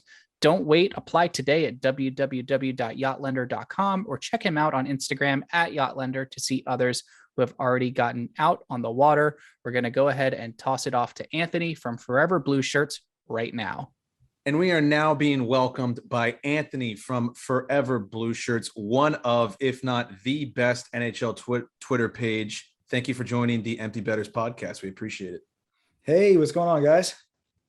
Not much, just getting ready to do these division previews. And, we're big fans of the work that you do. For anybody who doesn't follow Forever Blueshirts, covers everything Rangers, also covers the entire NHL. Great work, keeps you up to date. Probably my favorite page on Twitter. So thank you for joining us. We appreciate it. Thanks, Ben. Appreciate being on. Absolutely. So we're going to run through our Metro Division previews here. Going to try to do this in about 30 minutes. So hang tight, folks. You want to try and also throw in the Pacific Division? Because that'll take 2 seconds. It's going to be the Golden Knights, and that's it. We were going to say that for next week, but you know what? I think you just did it. So I think you covered it better than we could. It's the Golden Knights and pray for rain, I guess. I don't know. Yeah, pretty much. That was my division that I had to cover. So you just did my homework for me. I mean, do they have to send 4 teams to the playoffs? That's my question. Yeah, I don't know. It's pretty crazy. But yeah, at thedailygoalhorn.com, I did all the division previews in August. And it was just looking at the Pacific. I'm just like, so does anybody have a shot here outside of the Vegas Golden Knights? Yeah. But you know what? That's good for the Seattle Kraken, by the way, right? Kind of open for grabs. Go have a good time. Yeah. Yeah, it'll be fun to see what they end up doing this season. I'm excited for it. Cool. So before we jump into Metro stuff real quick, can you just tell us a little bit about how Forever Blueshirts, came about? I'm assuming you're a lifelong Ranger fan, so I'm assuming that had something to do with it. Yeah, foreverblueshirts.com, lifelong Ranger fan. It was more of a need for, just creativity, passion, trying to help some young writers too, give them a platform, build something up. And I put it out there. And believe it or not, people started paying attention. And I guess my opinions at the time were worth something. So, I mean, it wasn't overnight. I mean, 2014 is when it started, and it really didn't take off, like you would think, until about 2020. Like it kind of took off right around the time COVID hit too. And I made a conscious decision while other sites were stopping writing, I'd ramp it up, because I knew that hockey fans are hardcore hockey, sports lovers, right? They love hockey, and not having anything, no games, and sites kind of shutting down and not really writing about anything. And it's like, they needed something to go to. So I also, like a crazy maniac, started the Daily Goalhorn coming out of the pandemic to start to do the shortened season. And I'm surprised at how well that took. So, to anyone who's out there, it's not easy. It takes money, right? You do have to have some money if you want to put something out there that's quality, because people will pick it up. You have to you get out of it what you put into it. But if you've got a passion and a desire and a love to do it, by all means, go for it. Find a way to get out there and, be opinionated, but also be fair. That's the other thing I'd give warning to. Like, you don't want to be too loud and too boisterous, but if you have an opinion, be smart about it, put it out there. And honestly, it'll come around. People will engage, and they'll have conversation with you. And ignore the trolls. Never feed the trolls. Love that advice. I mean, you're doing what we're trying to aspire to do with this thing. We're 2 years deep into this. So, we're just a bunch of recent college grads trying to do something. So I guess, appreciate the advice. Keep it up. Thank you. Nick, I'm going to let you drive the bus for the Metro Division. All right. Well, let's start with definitely it's tough for me to pick a least favorite team out of this division just because I hate them all. But let's start with one that's easily in my top 3, the Carolina Hurricanes. They're at plus 370 to win this division outright. Ton of departures for this team, over the season. Anthony, I want to get your impressions first, because the playoff series, was it a qualifying series 2 years ago between it was a qualifying the Rangers round. and the Rangers weren't ready for prime time. Yeah. And they got their asses handed to them, the best way I could put it. At the same time, Shesterkin was injured. Lundqvist, obviously, a little bit past his prime by that time, and unable to probably play to his capability because the defense in front of him was not very sound. Right. I mean, I would have loved to have seen a healthy Lundqvist on the Capitals last year. I'll be honest. Same. It's a much better team defensively, and he probably would have looked a lot more like his old self. He just couldn't make enough miracle saves to keep that Rangers team afloat in that series. But, the Carolina Hurricanes, they're a favorite. To me, we can talk about the rest, but it's pretty easy. It's the Hurricanes and the Islanders are the two teams that are going to get in. Yeah. Right. And I'm pretty sure that if you look at whatever the odds are, I'm pretty sure the Islanders are right up there. And then it's kind of a free for all for the rest for about 4 or 5 teams, outside of the Columbus Blue Jackets, probably, being the strongest team in the division because they'll have to be lifting everybody up above them in the standings. Nice. Well said. You're not wrong. I mean, this Carolina team, it's definitely going to look a lot different this season. No Dougie Hamilton, no Alex Nedeljkovic, Peter Mrazek, James Reimer, Brock McGinn. All those guys are gone. They do bring in Ian Cole and Tony DeAngelo. So it's been one of the more interesting defense core, I think, over the last couple of seasons. Do you think they've put themselves in a position where they could be better or worse than last year? Because last year, everyone was saying this was one of the best defense core, if not the best in the league. It took a hit. You can't, with Dougie Hamilton is a hit. So period. You can't even question it. They definitely took a hit. However, I think their defense overall is pretty solid. And it's not necessarily their defensemen as it is the way they work as an entire group on the ice, right? That they haven't lost that. They have a great coach. And I do believe that Freddie Anderson is an upgrade. I think when he's on his game, he's one of the better goaltenders. So it's easy for me to at least put them in the conversation. I don't know if they'll win the division, but they're in the conversation for definitely being in the playoffs. Yeah, I couldn't agree more. I think, go ahead, Harry. I was just going to say, I think one name that's gotten lost in the shuffle a lot, but this kid is absolutely disgusting, is Martin Necas. Is it pronounced with, it sounds like a CH, but it's just a C. He was so good in the playoffs last year for them. He's going to be on that first line with Aho and Svechnikov, and I see him having a big year for all the fantasy hockey players out there. I think he's definitely a sleeper that you can pick up in later rounds, maybe a name that, slides under the radar. So I'm going to be looking for a big year from him. What's interesting too, I'll just touch on real quick about the Freddie Anderson situation is I think that's a move that actually benefited both parties extremely well. I think that's two teams that kind of needed something different going on in goal. And I talked about it a little bit when we talked about the Atlantic Division earlier, but I like that grab of Peter Mrazek for the Leafs, but I also like what's going on here with Freddie Anderson. I'm super interested to see how he performs wearing the red and black and white for the Canes. No slouch with Derek Stepan as a fourth line center too. I know. I was just about to say, I'm a big fan of the depth. I think that third line would stall fast, and then we'll see what Kotkaniemi does. But I like that third line a lot. They're deep. Kotkaniemi was a good ad. That Stepan is more than capable of being a dangerous player still. 100%. So I think it'll be interesting to see what happens with these guys. I completely agree that they're up there for, winning this division. They do have some of, if not maybe the best odds to do so out of any of the teams in here. Plus 370, that's great value too. But it's just the Metro. You never know what's going to happen. You never know, who's going to get off to a hot start or a cold start. The Canes are going to have to rely on this young core.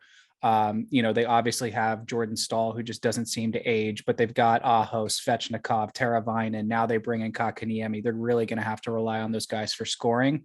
So it'll be interesting to see what they do this season. Let's move on to the Blue Jackets. Anthony, you mentioned that they're going to be the strongest team in the league. And I would say the plus followed by a 1 and about 4 zeros for their odds is going to back that up. So didn't make the playoffs last year. What are your expectations for this team this year, if any? They don't want to use the word rebuild, but they are obviously doing a major retool.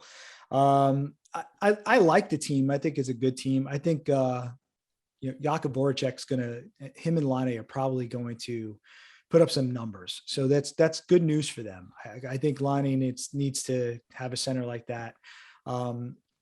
Other than that, I mean, you lose Seth Jones, Max Domi, the jury's out. I love Jack Roslovic. So I agree with that. I think he's an excellent player. Local kid too. I think they got, Elvis Merzlikins is a pretty good goaltender. They have trade chips. I think at some point at the deadline, they'll get some additional picks for Jonas Korpisalo. And I would look to the Edmonton Oilers, as probably someone they're going to try and improve their goaltending. They still haven't addressed that. They're going to probably look at a guy like him. Another team, I would say, if it's not working out in Toronto, I would say maybe the Maple Leafs will try and add a goaltender as well. I know Jeff Mrazek went there. Peter Mrazek went there. And they also have Campbell, right? Jack Campbell in net. And I thought Campbell played well, but he's a journeyman goaltender. I'm like, are you really trying to end a 55-year Stanley Cup drought on a journeyman goaltender? I mean, that's just something that I was just like, man, they really need to get somebody in there. I'm not saying you have to go out. They had to go out and get Marc-Andre Fleury, but just something. So we'll see. I think they probably make a move for a goaltender if it's not working out the way they hope with the two that they have. That's interesting too, because both Campbell and Mrazek spent time on the IR last year too. So that's something to keep in mind, whether or not either or both of those goalies can stay healthy for the Maple Leafs. Definitely could be a factor for them looking to pick up somebody like Korpisalo down the stretch. Nick, I want to hear your thoughts. I mean, the first thing that jumps out to you when you look at this lineup is just like, who in the hell is going to play center? You would have to think, if they're going to be moving pieces going, into the season, they're going to have to shore up center depth, because right now, Cole Sillinger is listed as their number one center on daily faceoff. And then it goes Roslovic, Boone Jenner, and Sean Corrali. And that's haven't they put Voracek at center? I've seen tweets that they have been doing it. And honestly, so I think that's probably their best bet. Probably the best bet is trying to take that guy and his big salary and make him produce as a pivot man, because they need help there. Yeah, and then there's more questions as you go towards the back end. Yeah, they do lose Seth Jones. It was hands down their go-to A1 defenseman. They do get Adam Boquist in return, who's got some potential. Definitely not Seth Jones potential, but definitely some big question marks for this team. Anthony, I couldn't agree with you more that their blue chips right now are in goal. Yeah, without a doubt. And I think they made it pretty clear who they want for number one goalie by giving Merzlikins the contract and leaving Jonas hanging in the wind. Yeah, big time. Yeah. I think it'll be interesting to see how Brad Larson handles this team behind the bench too. The whole Torts thing, while it went well and they had that great run against Tampa, it didn't work out long-term. And I think that some players such as Max Domi really struggled under his system. So if Max comes back and has a, good relationship with Brad Larson, who knows what could happen. Is Brad, again, this is an assistant under Torts, right? So how much of a difference is it going to be? Right. We'll see. I think there's a lot, to be learned this season in Columbus. But I will say this, there's promise there. There's a lot of good young prospects. They should be competitive in the next couple of years if they make the right moves. For sure. I echo what both of you guys said. I mean, I don't really have much more to add than that. I don't really think anybody would really have much more to add than that. Obviously, the Seth Jones storyline in the offseason, it was really the big storyline for this roster itself. So I do like Roslovic a lot, though. He showed some flashes of brilliance after the trade and when he came over. So I'm excited to see what he does. And, I'm kind of looking out for the fantasy hockey players here, but that's maybe one of the guys that slides in the really, really late rounds, maybe a little diamond in the rough action. So keep an eye on him. For sure. Let's move on to a team that I feel like I have absolutely no idea where they're going to finish this year, but that's going to be the New Jersey Devils. They're plus 1,800 to win this division outright. Last season, they were 7th in the East and they did not qualify for the playoffs. Mm-hmm. Obviously, their big addition for this offseason has to be Dougie Hamilton. You bring in a guy like that who's expected to be probably your number one defenseman, run your power play penalty kill. all eyes are going to be on him. And, I feel like he's bounced around enough to the point where people are kind of wondering like, hey, what's going on? So it'll be interesting to see what kind of year he has. They made so many changes in the offseason. They really, I honestly, I don't know. I could see this team making the playoffs. I could see this team missing the playoffs. What do you guys think? If you're asking me, I think they're missing it. Mhm. I think they're on the outside. I mean, I have them 7th in the division at this point, right? So, I mean, a lot is going to be dependent on, is Jack Hughes the real deal? The number 1 overall pick.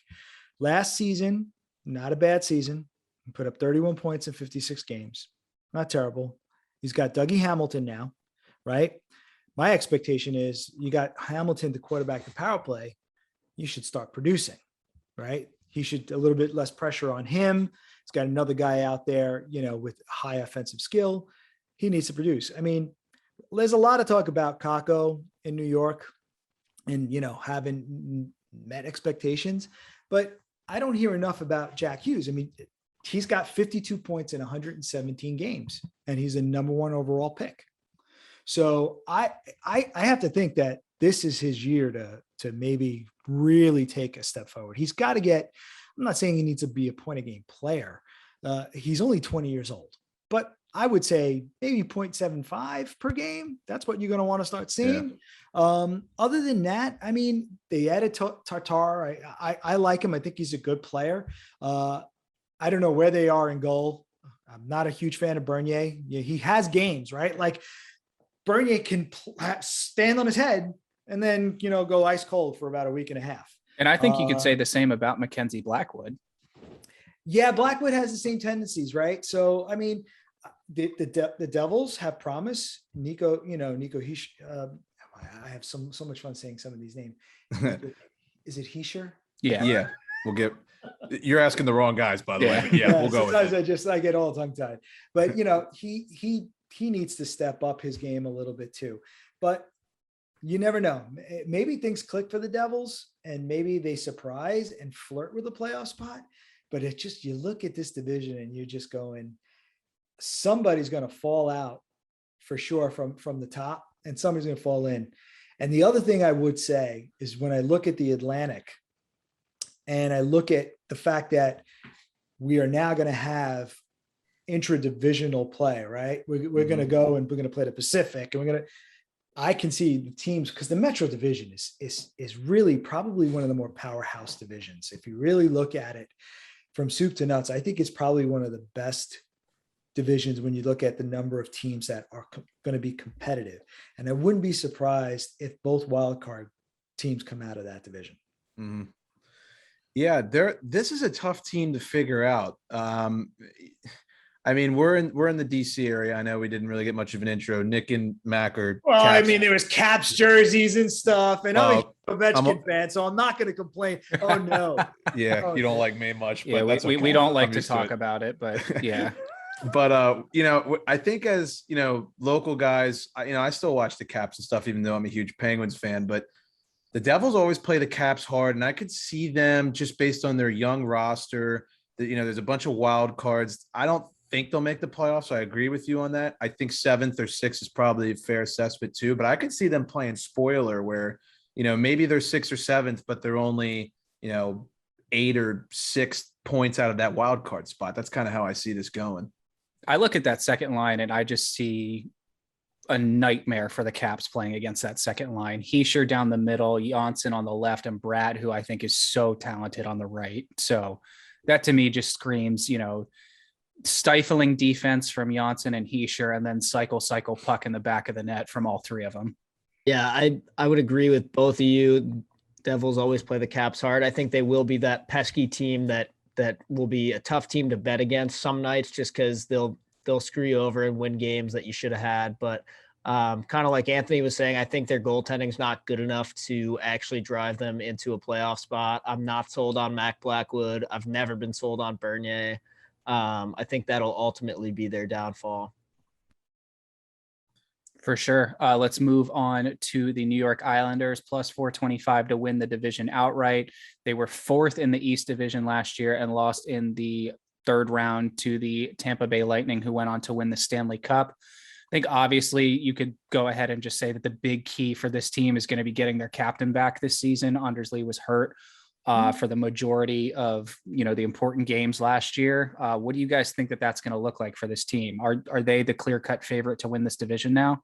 For me, I think so. They're a dangerous team. I think teams are done taking them for granted. I think that was kind of what happened in the past 2 years, where everybody's used to the Islanders being sort of one of the weaker teams in the Metro. That's not the case anymore. I think anytime you're playing this team on any given night, it's going to be a tough win. You're going to have to grind it out. They play, a lot of people call it boring hockey, but it's tough hockey. It's hard to score goals against this team.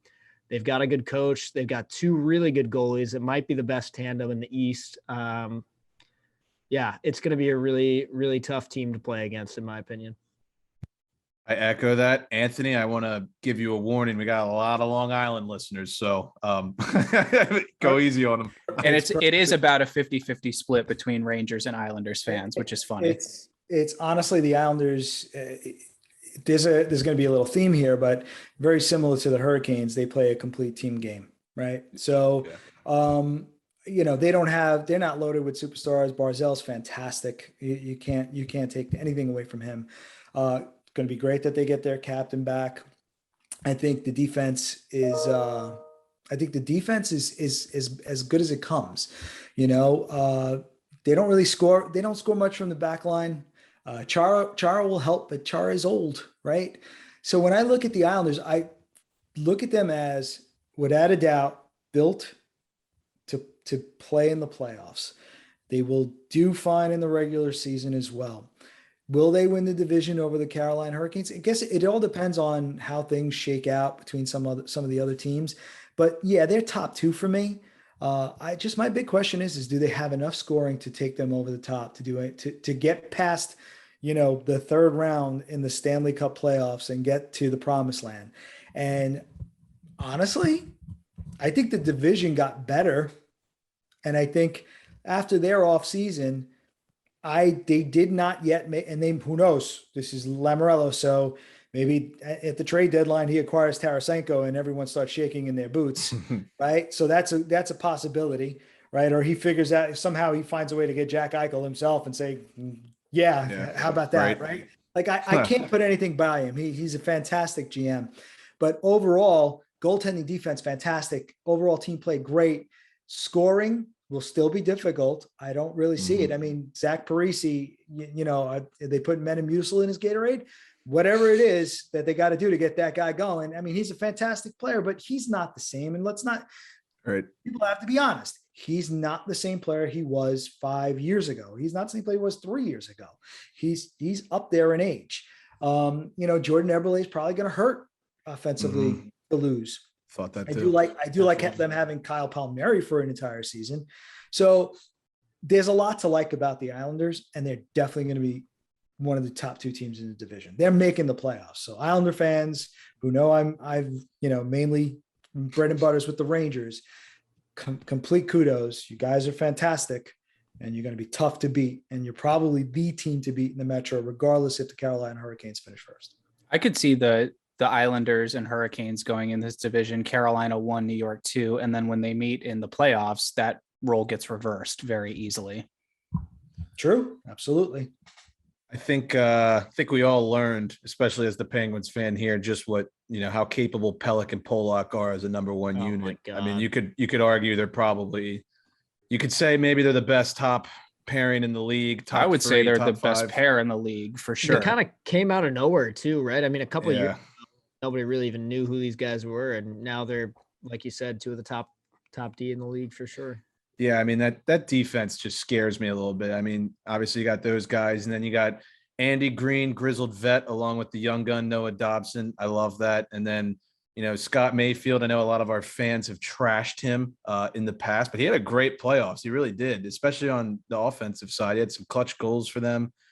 And Chara, I mean, I wouldn't say it's like bad. I don't think it's great. I think it is what it is. You know what you're going to get. He's not logging a ton of minutes anymore, but that fourth line is still a pain in the ass. And yeah, I think they're the team to beat in the Metro for sure. Listen, I don't care if Char is 55 years old. He's a nightmare to play against every single He's night. not. Yes. And I think Nobody- he's gonna be a lot more like successful in that Islander system, just gumming up the works than having to make breakout passes for the Caps where I just held my breath every time. But Yeah, I don't think so. Yeah.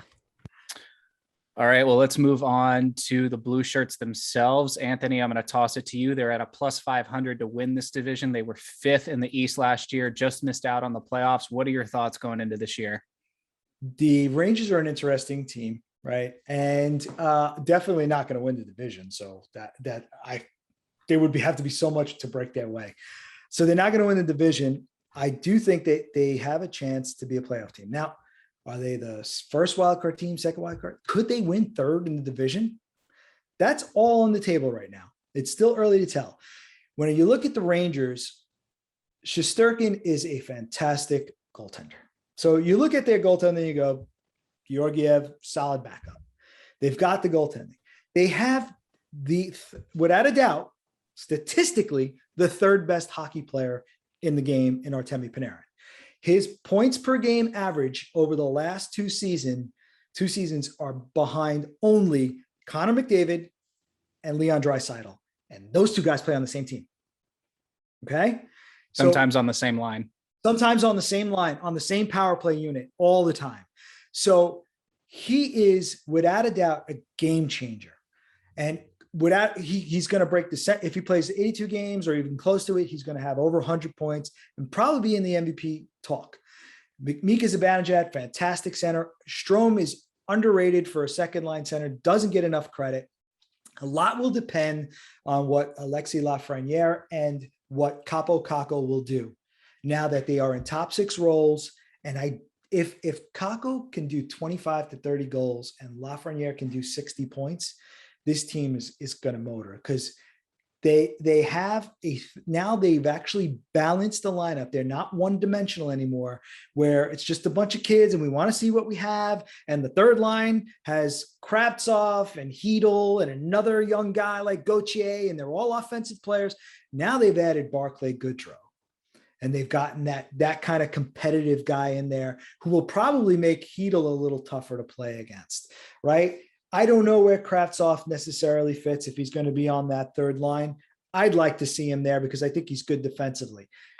There's some question marks there. I don't know if that's the right mix, but at least when I look at that fourth line, I go, you guys have trouble here because Reeves and Rooney and Blais are big. Each guy is 6'2", and their combined weight is like almost 700 pounds.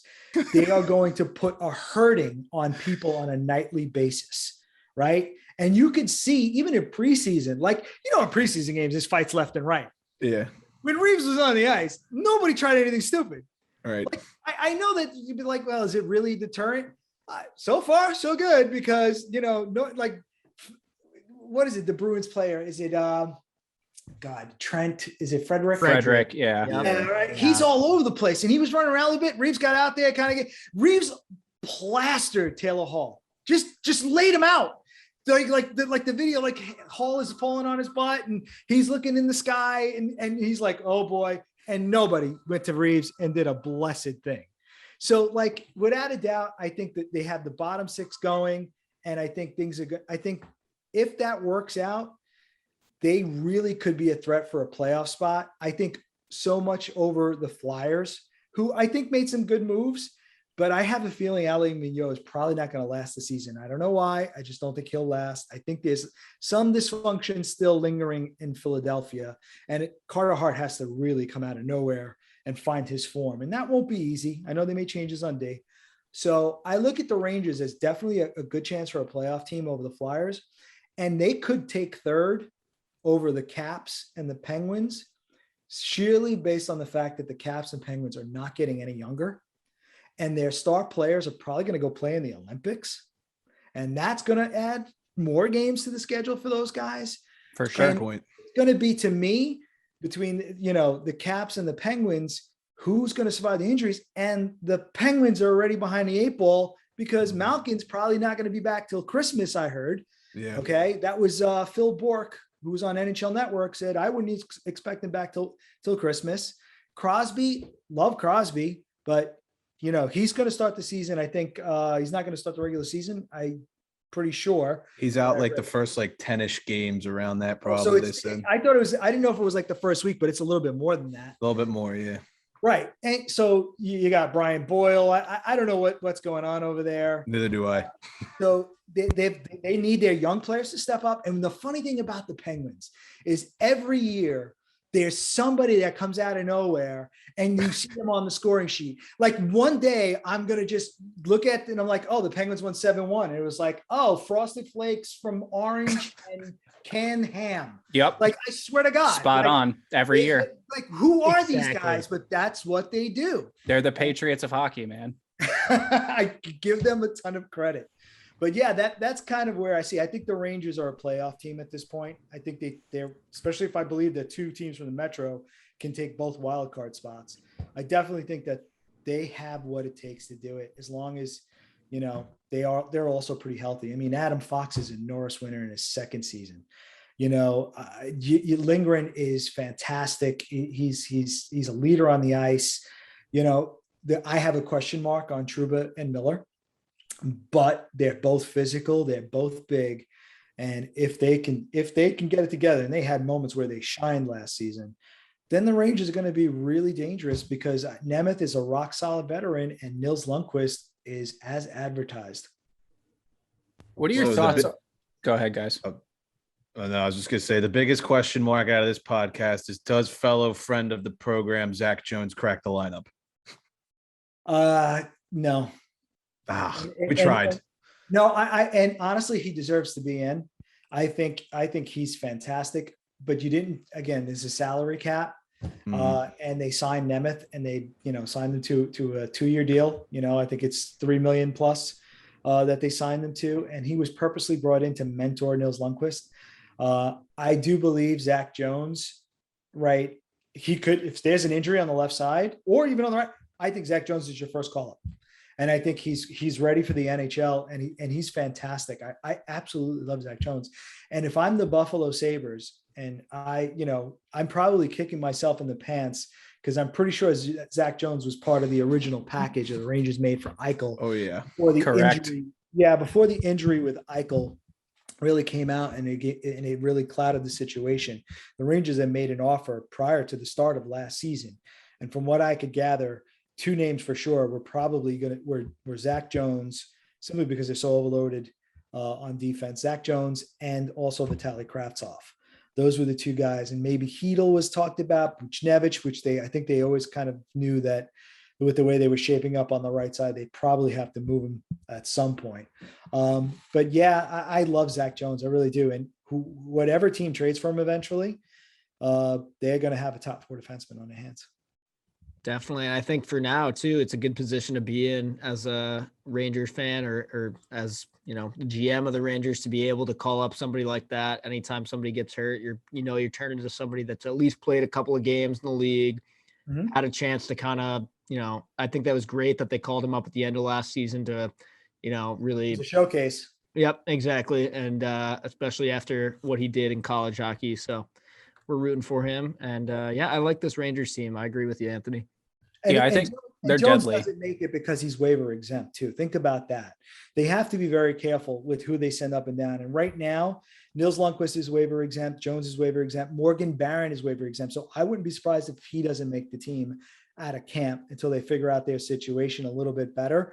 Those three guys plus Jones, they're all waivers exempt. Ternorty, Libor Hayek, these guys, if you put them on waivers, they're going to be claimed. And I think Tenorti's the 7th defenseman. And since they have cap space, I think they're just going to keep Hayek around and see if they can get somebody to bite and give them something for him, because they already tried trading him this summer. Yeah, for sure. I think the biggest, or one of the biggest acquisitions this team made was behind the bench. What do you think of Gallant coming in this year? I love Gallant. I want to be fair to David Quinn. I think David Quinn did a good job for what he had to work with and what his task was. His task was to develop young players, and he did not have a well-rounded lineup. Like I said, he had at one point he had Kravtsov on the 4th line. He did not want to have a Kratzov on the fourth line. But when you're like, we need to see what these kids can do, you've got to find spots for them in the lineup. There was no Ryan Reeves there. There was no Barclay Goodrow. There was no Sammy Blais. There was no Dryden Hunt. They had Rooney. And it was all over. And then the guy's tasked to win hockey games. So Kakko's struggling. And, you have Panarin is like, put Blackwell on here because at least at this point, he gets what we're trying to do as a line. So yeah, they have a lot of talent. And I just want to be fair to Quinn. I think Quinn will be a good coach one day. I think he'll learn from this experience. It would, didn't have all the tools that he wanted to work with, because I can't begin to tell you how many times he would reference the Islanders and how they were built, right? He didn't have those tools. Jeff Gordon admitted they didn't have those tools, and he said exactly why. And he was like, I wasn't bringing those type of players in like Barclay Goodrow and Ryan Reeves until we were ready to win. And obviously, after firing those guys, the boss, Jim Dolan, the owner of the team, thinks they're ready to win. And Chris Drury went out and executed a plan that probably was in place with the prior regime as well, because Drury was part of that group. Yeah, I think you nailed it on every single front of that analysis as expected. I mean, based on reading your articles and stuff, that there was nothing else that I would expect. Yeah, I got to agree with you. Caps, Pens, not getting any younger. Rangers, I definitely see them making the playoffs. I mean, you obviously know a little bit more about the Trouba and Keandre Miller question marks that you said you had. I mean, I was kind of under the impression that, there might be a tiny bit of question marks, but I'm still pretty sold on that. But, you obviously watch the team much more in depth than we do. So I think that's going to be a crucial role in their success this season. I personally think they'll make the playoffs.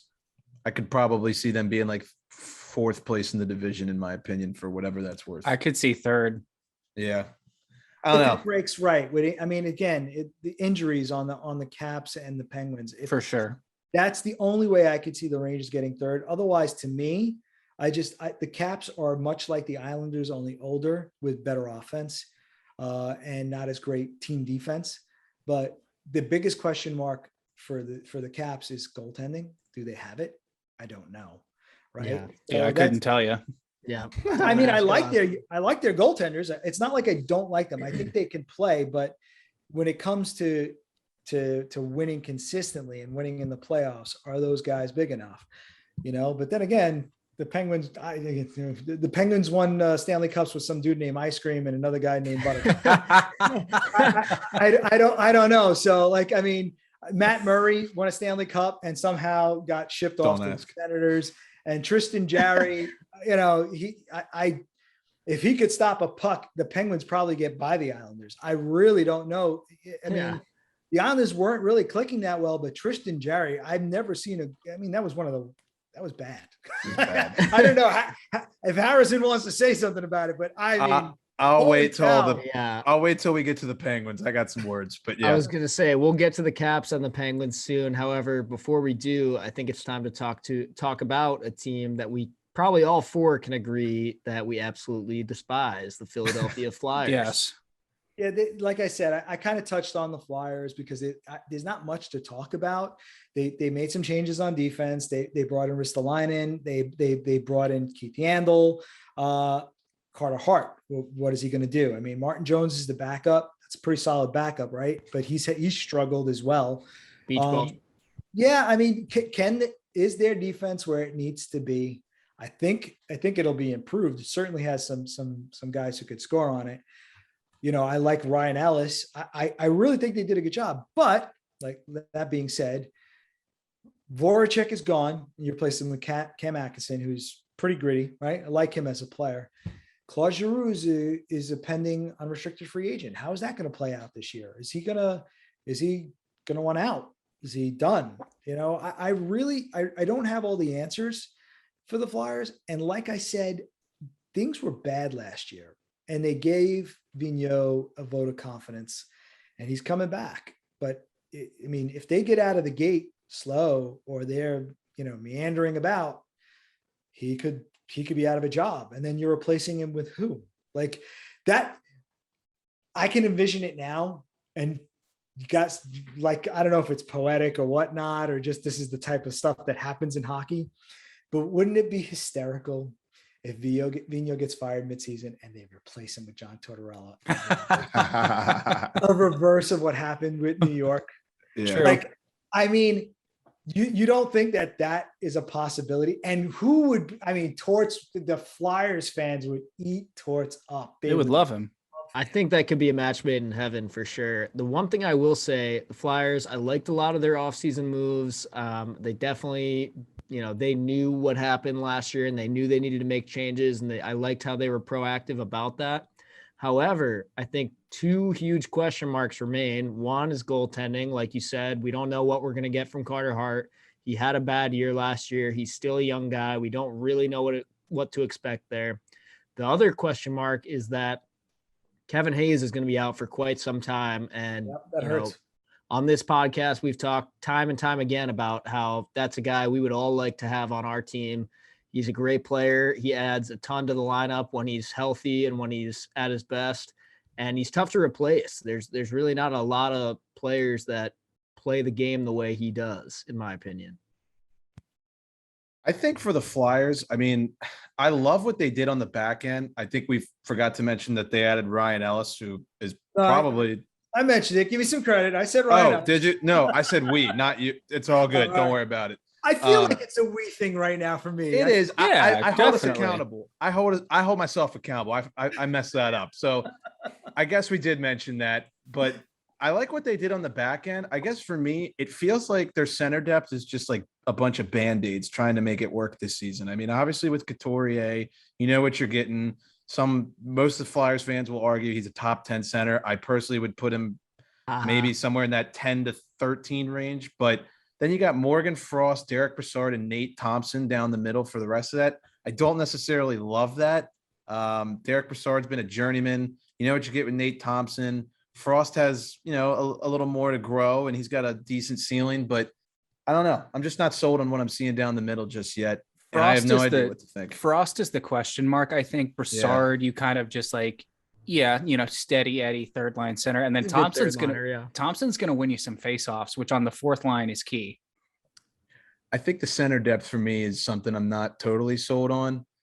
I don't know what to think though. I mean, you would hope not us hope, but if you're a Flyers fan, you would hope that with the amount of moves that they've made, and it feels like it's a ticking time bomb before they just blow it up, and Giroux's gone, and Vigneault's gone, that they're going to do something this year. And I don't really know what to predict, to be honest with you. They could be third or sixth, I think. Yeah, right. One That's more spot thing I'll on. also say is back to the Kevin Hayes situation. With him being out of the lineup, somebody that I think has more room to shine this year would be somebody like Yoel Farabee. That guy had a great season last year. He was a great fantasy pickup, went undrafted in a lot of leagues and ended up getting scooped up in the first couple of weeks because he had such a good start to the season. He'll have more room to shine this year. So, I mean, that's one positive you can look at, and hopefully he kind of grows into that role. Claude Giroux, I mean, we've talked about him on this podcast time and time again, how, I don't know, I personally think he's overrated and kind of washed at this point. Maybe he just needs a change of scenery or something, but I think he needs a change of scenery. I agree. Couldn't agree more. Solid. Yeah. Flyers fans are kicking themselves right now listening to this, but that's okay. Yeah, who cares? I don't like them anyways. Let's move. Flyers fans are just kicking themselves because they're still looking at the team going, we don't know what's happening next. True. That's fair. Let's move to another team I don't like all that much. Harry, your time to shine here. Pittsburgh Penguins plus 400 to win the division outright. They, lo and behold, were first in the East last year and then ended up blowing it in the first round to the Islanders. Let's hear what you got for us. Harry, are you looking at the daily face-off right now? Just for a reference to see who they have. I just want to say, I think it's kind of funny that there's like 4 guys that are listed as out and 2 guys that are game time decisions. So it's like, once again, who is going to be playing for your team this year? Yeah. I mean, at the end of the day, it all really comes down to goaltending. The injuries suck. We'll talk about that in a little bit, but Anthony mentioned it. It was a horrible, horrible playoff series for Tristan Jarry, who I really thought he had streaks in the season where he was unbelievable. And I thought, he's kind of building up to what they would hoped he would have been when they drafted him. I mean, they didn't draft him to be their starter because nobody knew Matt Murray was going to fall off a cliff quite like that. But I think he would have been like a fringe guy when they drafted him. And then, all of a sudden last season, the Pens went on a run late in the year, right before the playoffs, and he was looking really good. And I was expecting a lot out of him. I don't want to write him off just yet. I think he's capable of bouncing back. I question if he can handle the pressure in the playoffs, but I think in terms of regular season, he'll stay at bay. Jeff Carter being the first line center on opening night isn't ideal, obviously, but we'll get Sid back and after I think they were saying like 8 to 10 games or so. I don't know. I agree. We're not getting any younger. I think one guy who has to bounce back for us is Jason Zucker. He had a really down year last year. They didn't pay him or trade for him to be this, chip and chase third and second line center. They need him to handle the puck. They need him to shoot the puck, something that he said he's going to do a better job of here in the preseason interviews. I think Kapanen's great. He's looked great in camp. He's looked great in preseason. I think a lot of people sleep on him. And, we've talked about Teddy Bluger a lot on this podcast. He took a great step last year. I think filling in as a second line center, I'm not comfortable with that, but I'm more comfortable with it than I would have been at the start of last year. Letang's going to eat a ton of minutes. Back ends, I'm really not that sold on it. Mark Friedman. Back end. Who the hell is Mark Friedman? He's the guy. I think he's the guy who came from the Flyers that got cross-checked after the empty net. Remember that clip that we posted? But Pettersson has not been good the past couple seasons. Marino's got a little upside. Matheson, I don't like the contract, but I don't know. It's a huge question mark. It's just like, I feel like we're going to end up choosing between the Penguins or the Caps to make that last playoff spot. And I'm not really sure who to pick at this point. I would pick the Caps easy. Yeah. I mean, I'm sorry, man. I mean, listen, I'm hearing you. And honestly, since you're a Penguins fan, as you're talking about it with such a sense of doubt and dread in your voice. Like you know it's inevitable. And the truth of the matter is, first off, they have a great coach. Sullivan's an excellent coach, right? Yeah. So for the Penguins, it's going to be about survival and how close they can hang around 500 or better until they can get healthy. Because that team with both a healthy Malkin and a healthy Crosby are, tough to beat, especially from a regular season standpoint. So if you can survive and hang around, you could make a push for the playoffs. You also have to hope that the Rangers, are still, while you're trying to survive, the Rangers are also still trying to figure things out, right? Because if they come out of the gate quick under Gallant and they're playing that, role-based hockey, you got 2 scoring lines, you got a third line, which I'm still trying to figure out because Kravtsov and Hedl with Goudreau do not scream to me like, a physical line. So I don't know what they're doing there. But regardless, if they figure out that bottom 6 and everyone is playing their roles and Fox actually gets any better and Nils Lundkvist is what they say he is, I can easily see the Rangers passing the Penguins. Even if those 2 guys were healthy all season, it would still be pretty close. And if they're not, and they're hovering at 500 and the Rangers are humming, you guys could be on the outside looking in and hoping that you're that second wildcard team I was talking about because, Metro, tough as it is, there are a lot of teams now you're going to be playing all over the league that you could have field days with. So here's what I'll say. I think that, I would love to sit here and shit on the Penguins and say they're not going to make the playoffs. Caps are a shoe-in above them for that 4th spot.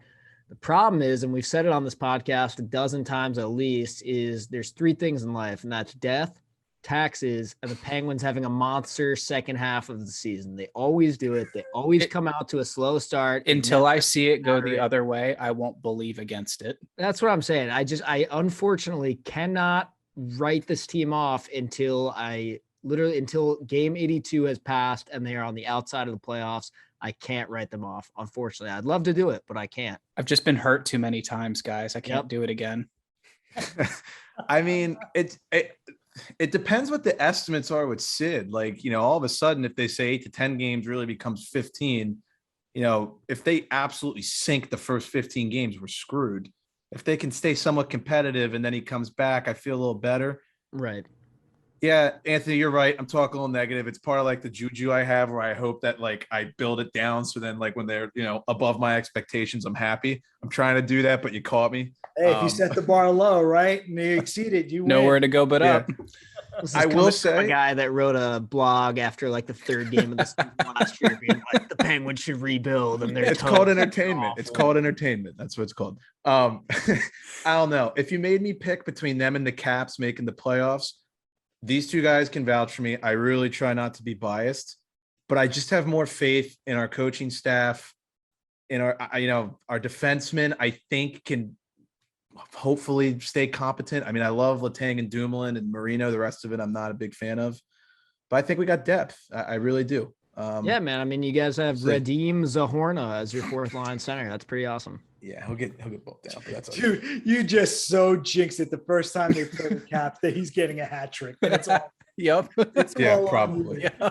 the 6'6" like Czechoslovakia. Because that's or what the something like Penguins that. do, right? Some Yep. donate Yeah. towards a Yep. hat trick. You're exactly right. All right. Well, Nick. one team left to do. Let's cover the Caps real quick. Plus 500 to win the division. First off, before we say anything about the Caps, the number one concern has to be Nick Backstrom. No timetable for this guy's return right now. The depth chart can show Kuznetsov as first line center. I don't care whoever's saying that is clearly smoking crack. Nick Backstrom is your number one center on this team. He is the heartbeat of this Capitals team. And when you take him away, we've all seen what that looks like before. So first and foremost, that's got to be your first concern. They will have an open forward spot with him missing time. It's going to come down to, I think, Hendrix Lapierre or Connor McMichael to see which one of them gets that. I would assume that they would start them at like third or fourth line center, potentially putting them on the wing and moving Dowd up. Mac, what are your thoughts going into this season? I had a good discussion with my dad the other day about Hendrix Lapierre and Connor McMichael. I am of the belief that Lapierre is going to make the team. I think McMichael has a chance. I think he could stand to benefit from a little more time in Hershey, believe it or not. Sort of like we were talking about with Zach Jones, he could be like a number one call up kind of guy, ready to go whenever we need him. And there will be injuries, so we will need him. But I've loved what I've seen from Lapierre this preseason. I know it's just the preseason, doesn't mean much, but I've liked the way he's played. I love our fourth line. I think they were our most consistent piece last year with Hagelin, Dowd, and Hathaway. They did a good job. I need a guy like Lars Eller to prove to me that he can really step up and fill in for Backstrom. Last year with COVID and everything, there was tons of nights where Kuznetsov was out or Backstrom was out or whatever, and Lars Eller was kind of tapped on the shoulder to be that number two center a few times, and he didn't quite prove to me that he was available to fill that role. So I'm looking for a little more from him. I love the Sherry signing from last year. I think that was a great term and a great deal for him. I loved his play. I love Daniel Sprong. If he can continue to be consistent as he was last year, that'll be awesome. Another number one question mark is still Anthony Mantha, right? I mean, we saw his first couple games with the Caps. He looked great. He kind of fell off. He did absolutely nothing in the postseason. So that'll be a big question mark for me. And then finally, I'll just touch on goalies. I think I've said it a billion times on this podcast before. I'm a Vanacek guy. I'm not a Samsonov guy. One of the close friends of this podcast is also Zach Fucali, rooting for that guy too. It seems like he's finally moved up to number 3 on the depth chart now that Phoenix Copley has been waived. And I think we're officially to the point where he's cleared waivers at this point. If not, we got to be close. But yeah, I don't know. That's a huge question mark for me too. I don't love the tandem of Sammy and Vanacek. I've also heard that Sammy is ailing right now with a lower body injury. I'd like to see him start one of these last couple of preseason games just to kind of get him in the rhythm. But all last season, I just got the vibe that Vanacek was more focused and more ready to go. I see Samsonov make great saves and playing good games, but the goals he lets in are just like goals where I feel like he's Goals just that should not be let in. He's like not paying attention or something, or he's just like, I don't know, man. He's hanging out with Kuznetsov too much. And I've said that before too, but those guys got to like separate. It's like when you're in second grade in the classroom and you're sitting next to your best friend, the teacher's got to step in, break you guys up because you're goofing around too much. Yeah, it looks like that, but I was in college. What do we think about this decor? Martin Faravari is obviously going to have a role to fill with Brendan Dillon being moved out, which I do like that move. I think that was a good trade for the Caps. My questions come with moving Faravari into a full-time 82 game defense role. I think we're going to see Trevor Van Riemsdyk at some point. Yeah, I like TVR. I think that he can be that third D pairing guy. Bigger question mark on D for me is Michael Kempny, because that's a guy who we acquired from the Blackhawks. He looks great for us. He helps us win a Stanley Cup. He played an instrumental role in that push.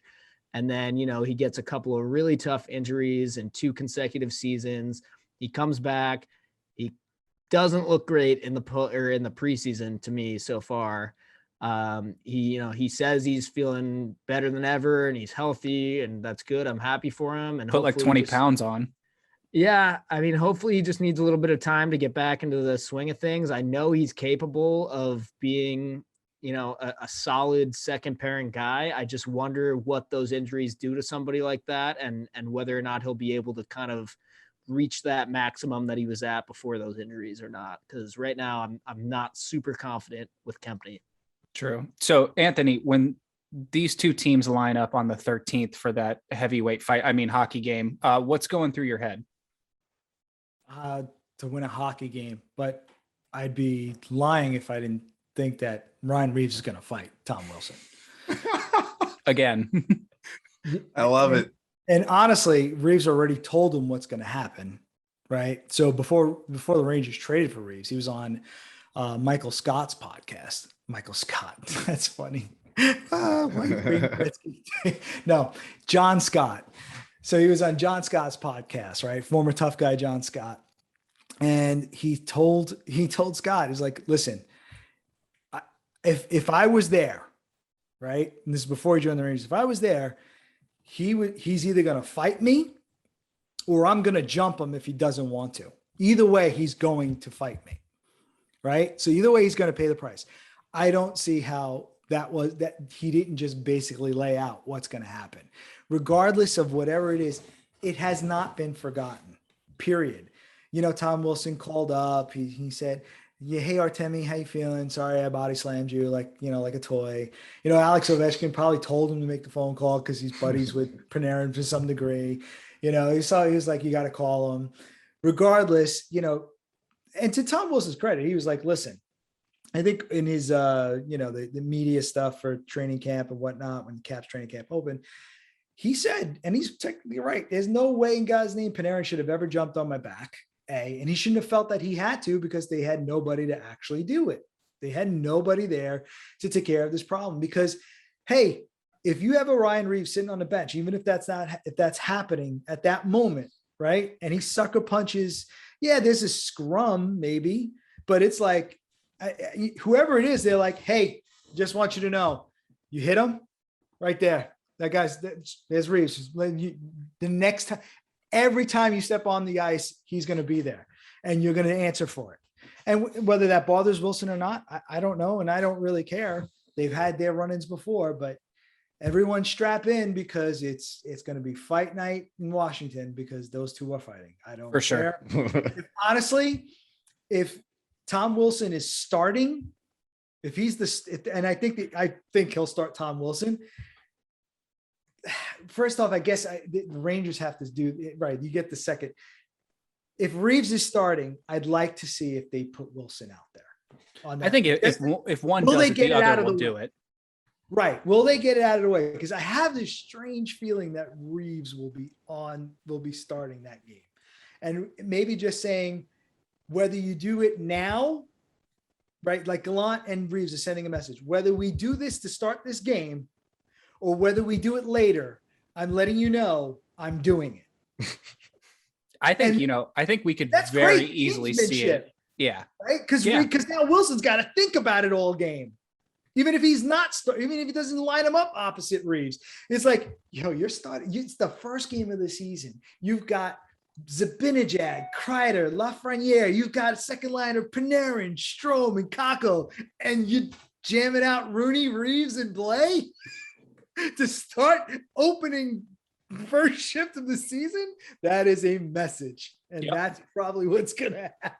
I could see it. I mean, based on how that other game went. I mean, when we were talking to Zach Jones, he was like, "Yeah, I knew something was going to happen because the second they drop the puck, they're yelling at for me to get off the ice." So. Yeah, right. Just get off. Opening night, I'm more excited to watch a Caps Rangers game than I am for Penn's opening night, and don't think I've ever said that once, but I'm pumped. You know, it's great for hockey. I know that the incident was terrible, right? But look at what it generated. It's times have changed, but like, if you probably guys are too young. I'm just showing my age, but man, those Colorado Avalanche Detroit games, that was war. Was absolute war. And honestly, those were games everybody wanted to see. Yeah. Those everyone was like, the Red Wings and the Avalanche are playing. Oh, we gotta watch this. Yeah. Like everybody or at least we're like staying up to say, what are the highlights? Mm-hmm. Like, that really is. And the Caps and Rangers have always been rivals, but that certainly turned it up a notch. And I wouldn't be surprised if this season is a little more frisky than usual. You know, more akin to when the Rangers play the Islanders, and there's always something going down, some fisticuffs. And by the way, there's going to be a lot between Reeves and Martin this year. Mm-hmm. And you know, the Devils are always scrappy, and they picked up. I can't believe they picked up Mason Geertsen. So like they picked him up. What I guess he's gonna fight the Rangers. I don't know. I like. All right. So I like a lot of what's going on in the division. I think the Penguins are a little bit tougher. I don't think they really addressed their toughness issues. If anyone is wondering, I know that they will. There's no way without, you know, Hextall and Burke, they're not going to figure this out. But anyway, I just think it's going to be a fun game, and I'm looking forward to it. Yeah, absolutely. So I think, you know, for me, I would say that, you know, I could see this team missing the playoffs. I could see them going in as 3, going in as 4. I think they're going to have a hard time putting up the points throughout the regular season that Carolina or the Islanders will. I could, you know, who knows which way this is going to go. Name of the game, as it is for everyone in this division, is just stay healthy. And, you know, no one, I mean, Anthony, you made a great point earlier. No one can afford to take any games off this year, because any games you're playing outside the Metro, you almost have to look at those as like, here's my chance to make points up against the teams that I'm going to lose against. So right. It's just, and I will say too, we talked about how long can certain teams survive. I think that's the name of the game for the Metro too, is basically just staying alive, staying in contention long enough so that when there's suddenly a month left in the season, you're at least right there and you've got a chance. That's basically what everybody besides the Islanders and the Hurricanes should be aiming to do, is just stay alive so that come March, you're right there and you've got a chance. Yep. Any team that gets off to a great, that's not named the Islanders or Hurricanes, any team that gets off to a great start, a hot start, if they can, will have a serious advantage in securing a playoff spot. Absolutely. At least in this division. Yeah. I think I know we're keeping you a little longer than we said. We apologize for that, but I think it's a lot longer. Don't worry about it. My kids are I think that wraps it up for our previews. I mean, I guess I just want to ask you one final question. You can make it short and sweet. I mean, if you had to predict where the Rangers end up, playoffs, how deep, what do you say? Oh my God, that's just not fair. Loaded question, but I got to put you on the spot. Okay, so if I have to try and, you know, all of a sudden flash forward my brain through an entire season, I think the Rangers are a wild card team. I think they're the first wild card team. I think they finish with probably 100 points, right around there, give or take a couple of points, maybe 98, 102. I think that's enough to earn a wild card this year. I don't know. It depends on who they match up with in the first round. Sometimes just getting the right opponent helps. If they're playing a team like the Islanders in the first round, that could be brutal. And even if they got out of it, they would probably lose in the second. So I'm thinking that this team is good enough to win a round, maybe 2. And if Gallant puts this, if things fall into place and these guys start to click, it's hard not to say that the Rangers could be a surprise team this year. Like there's always dark horses, right? And if I had to pick a dark horse in the Metro to win the Cup, it'd be the Rangers. If I had to pick a dark horse in the, I guess in the Central, probably be the Blackhawks, right? If I had to pick one in the Atlantic, Florida. No, Florida is my favorite to win the Cup, period. Oh, I love that. I agree with you. I'm on board. Florida is my favorite to win the Cup, period. Interesting. Tampa's up there. The Leafs are supposed to be up there. So I mean, I would say just because of Carey Price, if he comes back healthy, you can't just poo-poo what the Canadians did. So they would be a dark horse to come back and do it again. And in the Pacific, it's just like, oh my God. Like saying the Oilers are a dark horse would be terrible, right? You can't really say that because they should be up there. Right. I don't know. I don't even know where to start with that division. I don't even know. There is no dark horse in that division. Yeah. There's the Oilers, there's the Golden Knights, and I was happy to be here. Yeah, pretty much. Not wrong. I just don't know what else to say. I keep looking at division, trying to find somebody who could sneak in. And I'd like to be cool and be like the Seattle Kraken, but I'm like, no one's scoring for them. Yeah. Like, who is scoring there? Ryan Donato? Like, go for it. And Jordan Eberle, and that's it. A couple of goals for Eberle, and that's about it. Yeah, I mean, I just don't see it. I hear you. Well, we really do appreciate you joining us. Great insight. It was fun doing it. Good luck this season. I know you're going to be putting in a lot of work, and you do great work. So keep it up, and hopefully we'll see you around soon. Thank you. Listen, guys, I appreciate being on here. I want to wish you guys all the best. Thank you. Keep going. Don't Appreciate it. Even when it doesn't look like it's getting anywhere or it's not where you want it to be at the time. You just got to keep plugging away. And as long as you're passionate and you love doing it, it'll come across, and you'll attract the right audience and the right people. So you got a fan in me. I'm backing you up. Go for it, guys. Thank you, man. Appreciate it. Appreciate that. So thank you everybody for listening to episode 95. We'll be back with you next week. And without further ado, Class dismissed.